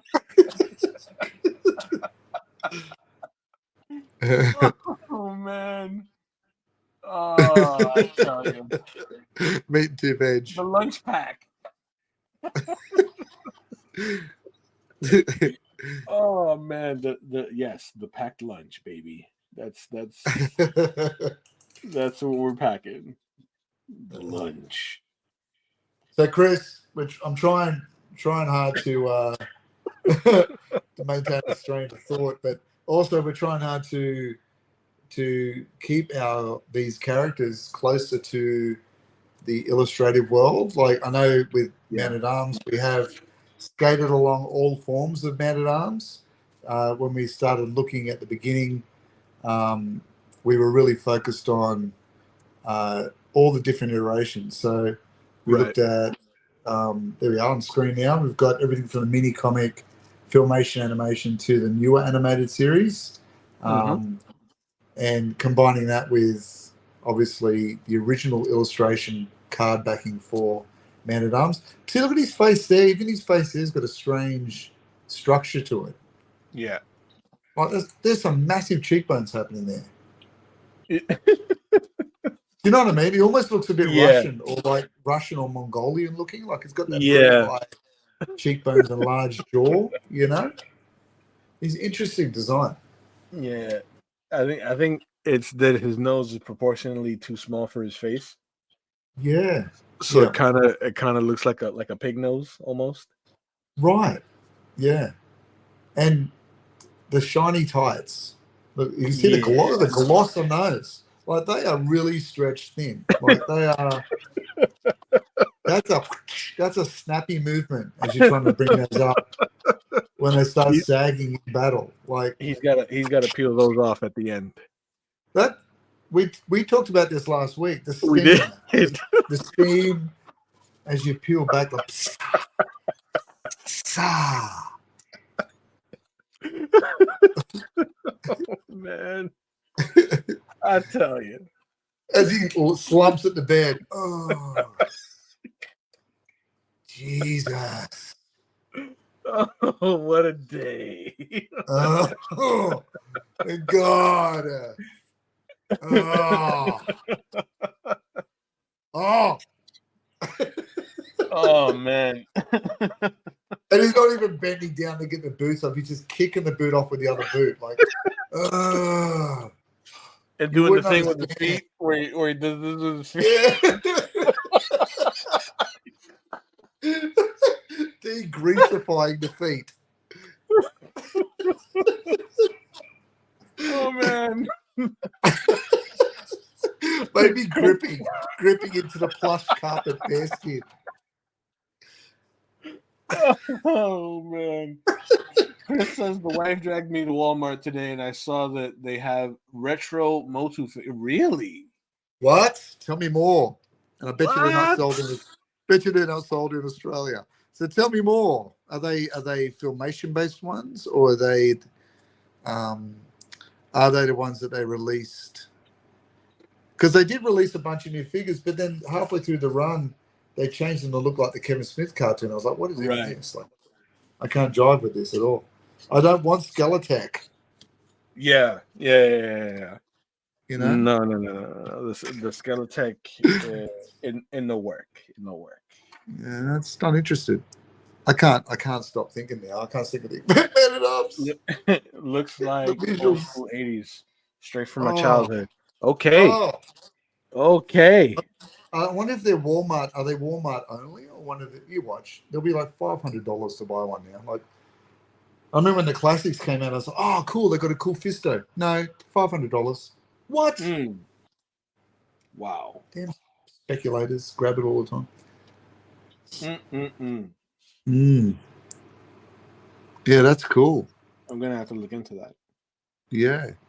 Now, we were thinking of doing some giveaways, Kenny. This is true. This is true. So we were thinking about doing a giveaway relative to the character or IP that Will and I would be illustrating or painting at the end of the piece, right? So as an example, let's say it took us a month to knock out this Man at Arms. The end of the month, we give away a Man at Arms pop figure, right? Nice. or something to that effect. Yeah. Now the giveaways, right, would vary. It wouldn't always be a pop figure. Maybe I do a sketch card for you, right? Something to keep you guys, the supporters of the channel, titillated, if you will, right? Look. Oh yeah. All right. Titillated. I like it. Yes. Word of the day. Word of the day. We're working some stuff out behind the scenes. We're working Yes. some stuff out behind the scenes because look, we greatly appreciate you guys, coming out every week, to just hang out and listen to Will and I just speak erroneously. Erroneous. Of like different subject matter and watch us paint, right? We do have plans for the set of Motu art once we're done with the full 52. Next up, we're doing Transformers G1 Transformers. Yeah. I'm like curating the list for that. I've got half of the list ready to go, right? Because that's the Autobots. I'm curating the list of Decepticons that we're going to be illustrating, and then we're going to go in alphabetical order. Keep words like titillated until after 11.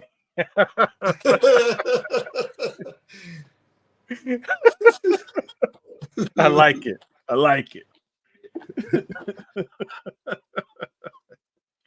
So, it's gonna be more than what we've been doing. Ultimately, we want to expand and do more and give back to you guys for the support that you guys have been showing. And as always, it helps if you share it out. Encourage others to sub and just hang out with us. As you guys seen, it's a good time. Will and I, we talk crap and sometimes the conversations go left very, very quickly, but Not today.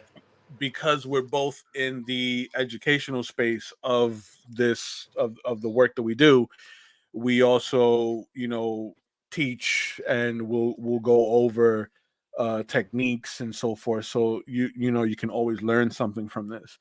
Shoot, I learned something by watching Will, who is a more experienced painter than I am. You know what I mean? So this is all a part of the osmosis. It's all about the community, and fans of the community. So we greatly appreciate you guys coming out every week and hanging out with us. Absolutely.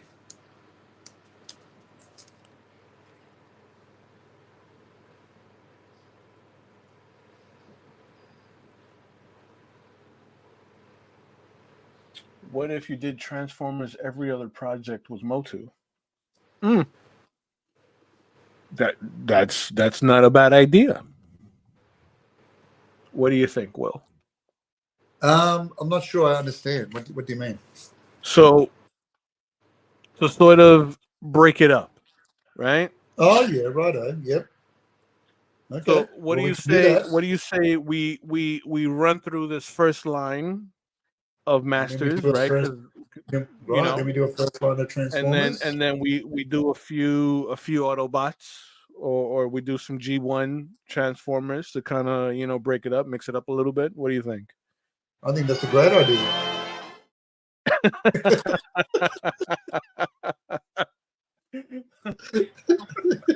I love it.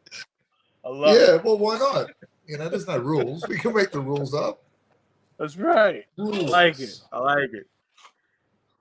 So that's actually a good idea because then it will yeah. keep us pretty fresh. We can keep bouncing back and forward It's instead true. of going, I'm at number 35. Yeah. 35. So, I think I'm done. So I'm gonna pull the camera back a bit so you guys can see the whole thing. What I did here. Chris Borman just gave us the trumpet. Yes. So here it is. This is Kenny, my that Man looks at good. Arms. Thank you. So jump in and give a bit of love for the Finnish Kenny Calderon. Kenny Coppertone. Kenny Coppertone. Will Play-Doh. Right. I get called that. That's real. That's a documentary. Thank you, Yvette. Thank you. I'm gonna scan this up and I'm gonna post it all over the socials. As a matter of fact, why wait until I do the first 5? I'll just drop the first 4 in the Etsy store for anyone that's interested. These are all 11 by 14. As a matter of fact, let me pull out the others so you guys can see that. What did I think you were doing 11 by 17? No. I like keeping these at 14. I feel like Okay. yeah. So this was the He-Man. Yes. Right. On a cliffside. Right. This one was fun. Let's pull out the Beastman. Here's the Beastman. Oh yes. I still love it. It's still great. It doesn't beat my Merman that you did though. The Merman was better. I like the Merman, but that's still you such like the a Merman better. I like your Merman the best. Yeah.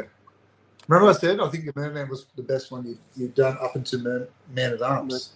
Let's pull out the Merman. Here we have the Merman emerging from some murky waters. I just love what you did with the hip area there. It looks fantastic. Oh, this here. Yeah. And his little pasta bow tie. That pushing the getting that shadow. Yeah, this depth here was tricky because the paint started to rip on me here, but we managed to push through it. So that's the Merman right there. The Beastman. Oh, so good. Oh, Yvette says Merman's her favorite as well. Oh man, thank you. He-Man. I like what you did with the boots there. How you made it fade off into like a mauvey brown at the bottom. That's cool. Oh, this was a technique that I stole from Jim Lee. Ah. Yeah, he puts white ink on a napkin, on a crumpled up napkin, and creates little circles to make that misty effect. Ah, there you go. Yeah. So I've seen him do that on the live stream. And I'm like, I'm totally gonna steal that. Yes. It's called creative Man at Arms here. So as you guys see, like with each one of these, the challenge is to do something dynamic or something that kind of like outdoes the previous one in some way, shape, or form. Because like my thing is I don't want any piece that I do to feel vanilla. So like there is something that I love about all of them. I think He-Man is actually came out the smallest. Everyone else came out pretty big. Yeah. Yeah, the He-Man kind of I I like panned out a little more with the He-Man, But but you kind of everybody had else, to. Like, you had to. You had a lot to fit in. yeah, because the sword, the shield, but Yeah. I think we could do something cool with the battle armor He-Man, Yeah. Yeah. but off the meds Merman, I think he was the hit. Method Merman. Off the meds Merman. I think we called him the uncle. It turns out the Christmas that no one invited. Remember we were talking about that. Just turns up drunk, offending everyone.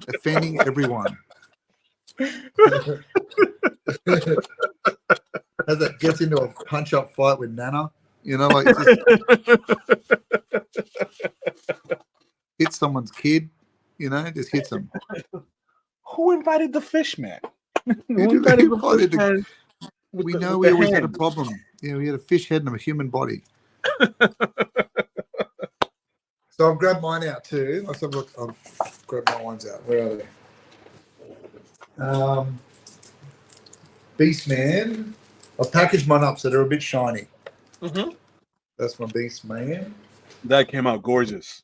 Let me just bring them up a bit so you can see it. Okay. So mine are 11 by 17 Yeah. in size. So that's the Beastman one. I tried really hard to try and get a kind of Frazetta-ish kind of background happening, like what he's standing on. Mm-hmm. Mm-hmm. I thought that was No, you something definitely did it. something I really wanted to do. That it reads very, very well.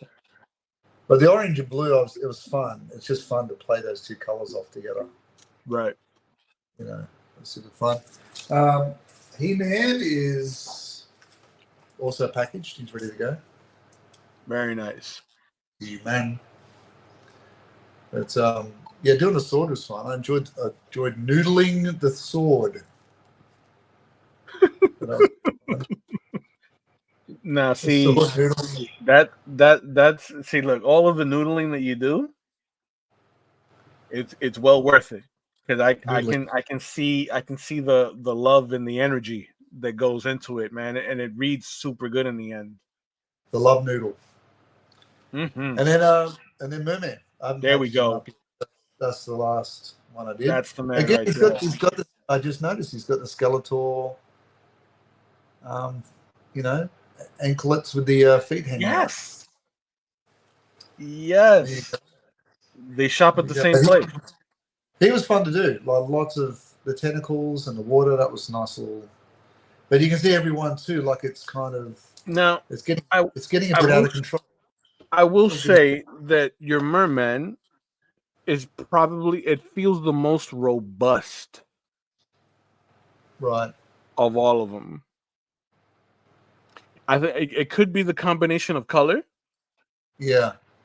Right, because you got a nice like the play of the cool with the lemon yellow, like the way those two sort of like bounce off of one another. When you got colors you got like that splash of red. When you got colors like that to play with, though, it's an easy win. Mm-hmm. Mm-hmm. Like they did the heavy lifting for me by choosing that. Yeah. Yvette likes my He-Man. Nice. No, it's a great shot. Great shot. But, Merman was super fun because I wasn't worried about faces. Like it's just a creature, like a creature from the Black Lagoon kind of stuff, Yeah. But when you compare, you can see that, like you said, it's all starting to evolve a bit. Yes. It's not just a little bit of background where she's starting to get. And that's what it's all about. Quite a bit of background.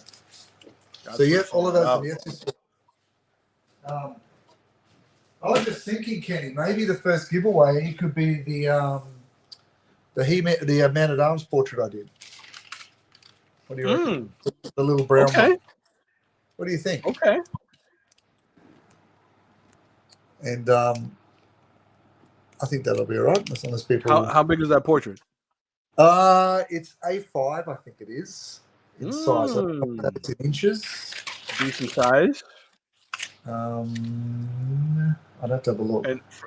And you guys have to check it out. Check out Will's social media, Art of Will Pladen.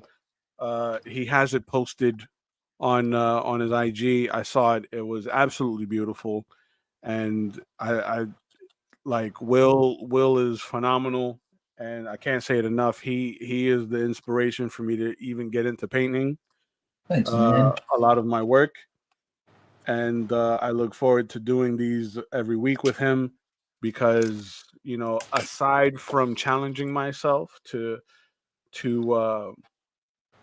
push the boundaries of how I depict my work and compose my work, I feel like I learn a lot watching Will paint, and it's just a good time. It's a good time, and we've been doing this for a while, even before this Yeah. stream mode. So It it's is good stuff. A5 is 5.83 by 8.27 inches. That probably makes no sense why they would do it that size for you guys in America, but for us in Australia, it's half of A4. So Okay. we work in those dimensions. Yeah. That's roughly 9 by 12. Yeah. Like nine by 12, 8 by 11. That's the size of it. If you give me a minute, I'll go grab it actually, and I'll bring it up for you. Yeah, it's guys. If you haven't seen this, it's a great piece. Like I was blown away by it. Like Will tends to do a lot of really nice, like portrait art, but this Man at Arms that he did, just the all the tech that he included in the details on the helmet. It's a side profile shot. The pencil textures. It's a beautiful piece. So I mean, he's willing to part with it as a giveaway to you guys for supporting. I would jump on it because it's that good.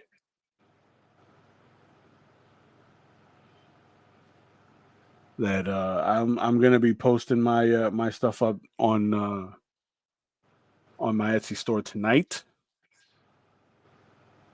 so that like as I finish these, I can upload them immediately into the shop, for you guys to purchase. But you can always uh, like, subscribe, tell your friends to come on over and hang out with us and enjoy the shenanigans, because it's bound to go that way. Oh my goodness. There he is. I'm back. Sorry, I couldn't get it out because it's all packaged. No worries. No worries. I'll try and bring it up on a PDF. No worries. So, do you want to talk about the conditions for getting the prize? Yeah. So I'm thinking, follows on all the socials. Yep. Subs on the channels. Hey, can you draw a request? And you type my phone. Speaker broke.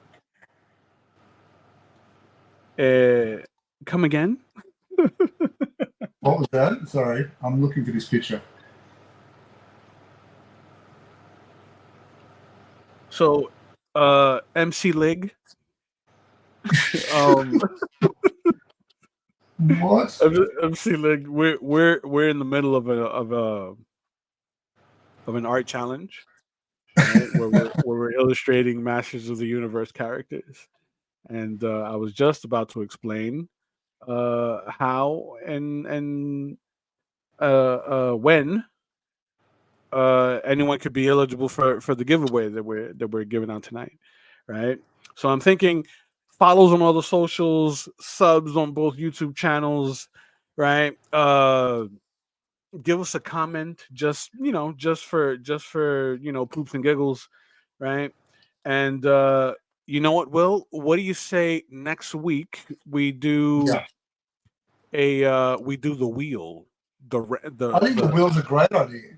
That's a good way the to. wheel picker. So everyone who follows us on the socials, right, and leaves a comment under this YouTube video, Right.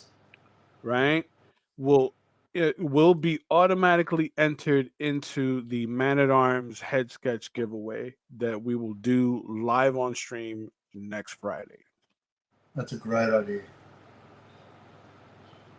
All right. And you know what? I'll even throw in a sketch card. Look at that.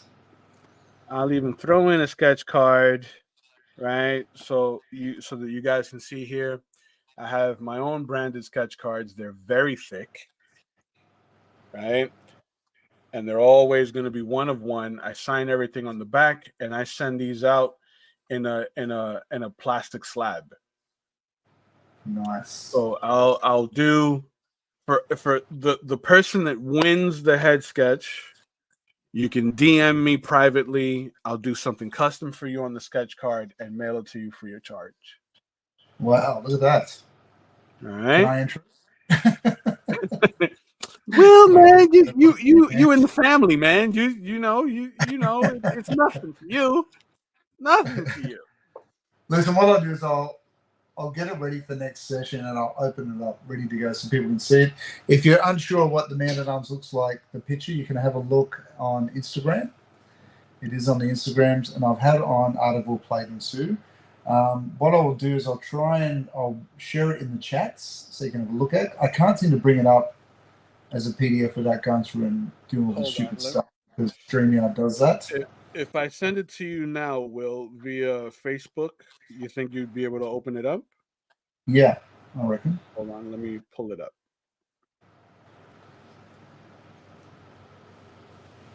I think I can send it to you. Oh, there it is. Beautiful piece, man. Oof. So let me just crop this image. And I'll send it right over to you.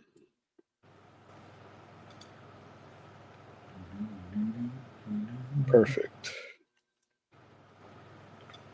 All right, here it comes, Will. It's coming over, righto. So I think the wheel's a good idea. I think that is a good idea of doing it. Boom. Yeah, I think this way, because for all of you guys that that come out to the stream on a weekly basis, Yvette, Chris, you guys are regular here. Andrew, of course. Look, it's only right that we give back a little bit. You guys have been hanging out with us, and hopefully you guys have been drawing along with us, and hopefully you've walked away with some value of the knowledge that we just kind of spew out here as we nerd out about art, right? It's only right we share some of the goods with you guys. right. So the support is always appreciated. All right, I've got it. I'm just going to. I might have to. I'll throw it in the chats first. Yeah. Can. And it's funny. StreamYard allows you to do some things, doesn't let you do anything. It's a bizarre little setup. I know it's weird. They won't let you put JPEGs. It's got to be PDF format. It's just some funny little things yeah? that they do. Yeah. Otherwise, I would have thrown it straight away. So I'm just going to bring it into this and just change the format quickly. And while you're filling the void with amazing rhetoric, and then I'll bring it in. Here we go. So yeah, I think that'll be a good way to kind of set off the giveaways, and we can move forward, with some different stuff after that. It's therapeutic watching you both and the silliness is a bonus. Well, we both actually greatly appreciate that, Yvette. That honestly, this is therapy for me as well. You know, because I'm a little bit of an introvert. I don't hang out at bars or anything. So this is almost like a drink and draw for me, right? We used to have these at the old studio space where like we would just get a bunch of beers and just sit around and just draw stuff. We would share techniques and experiences while knocking back some cold adult beverages, you know. And painting, honestly, for me is also very therapeutic, which is why Yeah. I find myself doing it more often.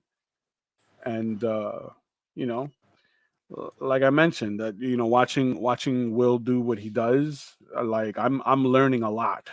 I'm learning a lot, and it's things that I always encourage like my students to do. Right? You want to dedicate 20 minutes to an hour a day to drawing, even if it's something that's unfinished. You want to observe how other artists work, right? Because odds are you're gonna see something in their technique or in the way they render their work that you can always apply to how you render yours, right? And finally, it's doing things outside of your comfort zone, which is the whole premise behind this art challenge. You know that it's easy to do a few one-offs, but now there's got to be a little more thought that goes into how you render the art if you're going to be working in a series. You know what I mean? So Yeah. the reason why, like, you can see a little bit of an evolution with each one of these that we do uh during the challenge. So there's going to be a little more motion, a little more energy. The forms and gestures will feel a little more dynamic, right, as we go. So you know there it is. Look at that. It's beautiful. Beautiful. So Beautiful. that and the trading card are the first giveaways. Is that our plan? Yes, absolutely. So once this is published to YouTube, you guys leave us some likes and comments under this YouTube video. Those names that appear will automatically be entered into the wheel of fortune. I think it's like the wheel of death. The wheel of death. for The wheel next of week's fate. giveaway, and we'll do it live. We'll do it live on That sounds stream. awesome. Yeah, so that this way, we can get the winner's information, shipping address, and all that fun stuff, and get the work out to you. But Perfect. Excellent. Will, this is an absolutely beautiful piece. Like there's so much emotion in Will of Fortune. Yes, yes. Yes. This piece is absolutely fantastic. How So now? How yeah, long does yep. something like this take you, Will? I did it in an evening. So I kind of just sat down and I just had the paper there because I did the Motu one. Remember the Motu one I did? That's the same Yes. size. So I thought I just wanted to do a study of his face before I jumped into actually doing fully fledged Magnum PI mode live of the painting. So I thought I'd do a bit of a study for him, and I just pulled out the black Prisma and white pencil and had a play. It's just nice Gorgeous. to use that brown paper as a middle ground tone. Yeah. So I'm doing the whites and the black. So yeah, it's just fun. I like using the brown paper. It looks good. So does the grey. The grey paper comes up nice as well. Yeah. But yeah, there you go. But yeah, it took me. I was sort of just sitting there in front of the TV doing it because I didn't want to get all the paints out. So it's just nice to sit there and do some drawing. But, Absolutely. there you go. Absolutely. Lean on the old portrait brain and do a nice face. So yeah. It'd be nice to do a companion piece for each one as we move along. Ooh, You know, true. like Well, five. time permitting, of course, because Right, exactly. we're not machines. Contracts still being signed. Yeah. Yes. Yes. Well, in Yes, saying that, indeed. Kenny, we're nearly at the 4 hour mark, my friend. We've gone way over today on what we normally do. But So, it's that it never feels like it. It's always a lot of fun. So, I mean, are you comfortable rapping today and yeah, noodling during the week? we can. Yes, Chris Foreman, it does look a lot like Tom Selleck. I looked at his face a lot, um, especially some like when I was seeing him in like older roles. Like I wasn't so much looking at Magnum PI, but when he was kind of older, like when I'd see him in like an episode of Friends or something, I'd look at his face and just how thick it is in certain areas and lined. So yeah, I kind of did look at how some of the light fell in his face with that. But I also looked at Kurt Russell as well because he's got a great image with him with moustaches in movies, especially um, in his later films. He just did a western a few years ago where he played an old sheriff, and that Right. was a great reference point too. So I kind of combine those things together when I'm doing them. They're a bit of a mix of different people. I love it. It you know it reminds me almost of Selleck when when he did that sci-fi movie. You remember that sci-fi movie, that Oh, Runaway? yeah. Righto, yeah. That was kind of like a loose Blade Runner Yes. kind of vibe. Just laughing at Chris is quickly down under. Yeah. When you are from down under, that's a funny movie. It's funny. Like as an Australian, you look at it and you laugh. Yes. It's so interesting when you consider he was close to being Indiana Jones. Like Oh man, so what close. would have that been like?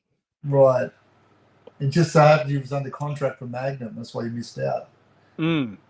Like he was they're ready to go with Tom Selleck. I I don't think think he you might could. have been I all don't right. think you could have pulled it off though. I think he might have been all right, but it's just because I've got Harrison Ford in my brain. Yeah, but the thing about Harrison Ford though is that Harrison Ford, he looks he looks the part, Yeah. like the handsome but smart guy, like I Right. can see him being an archaeologist. Right. You know Yes. what I mean? Now, Yeah. Tom, I don't. I just don't see it. Like he'd have to Yeah. shave the mustache. He's too much made for TV, isn't he? Like it's Yeah, hard. He yeah, doesn't. For me, like I look at Harrison, he's a movie star. Like there's just something about him. Like it's just something different. right. But Like, I look at with, Magnum PI. I think maybe that's just because he's always ever done that. Like straight to video or made for TV. yeah, and I think it's also like the vernacular, right? Right. Yeah. Because Tom sort of like expresses himself a little slower, like he drags his words a little bit, Yeah. Yeah. Yeah. and Harrison, it can be snappier, Yes. More you of know. a archaeologist style wit. Right, shoot, um, shoot, he's on the tip of my tongue right now. Mm. Jeff What's he played Goldblum, for? Jeff Yes. Goldblum in Jurassic Park. Dino droppings. That guy. Yeah. Yes, you know Yeah. what I'm saying. Like With his there's I love Jeff Jaws. there's an intellectual like rhythm to the Yes. vernacular, right? Yeah. The people can pull up. I don't think Tom could have done that. No, you're right. You're right. Although he probably would have responded to the girl with the "I love you" on the eyelids, maybe the same.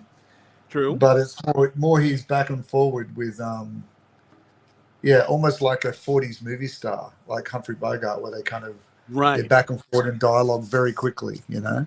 Yes. Like he's like Tom is he's too suave.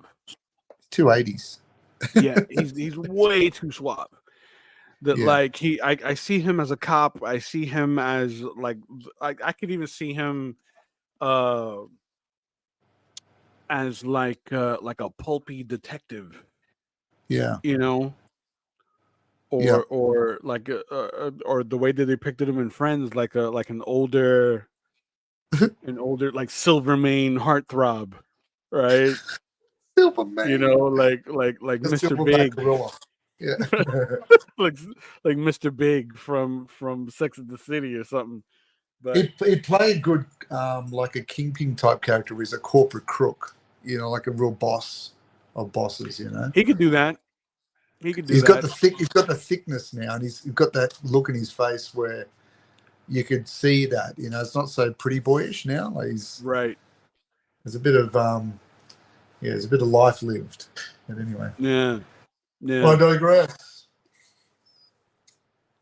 But Well, all in all, ladies and gentlemen, once again, this is the prize for the giveaway alongside a custom sketch card illustrated by me.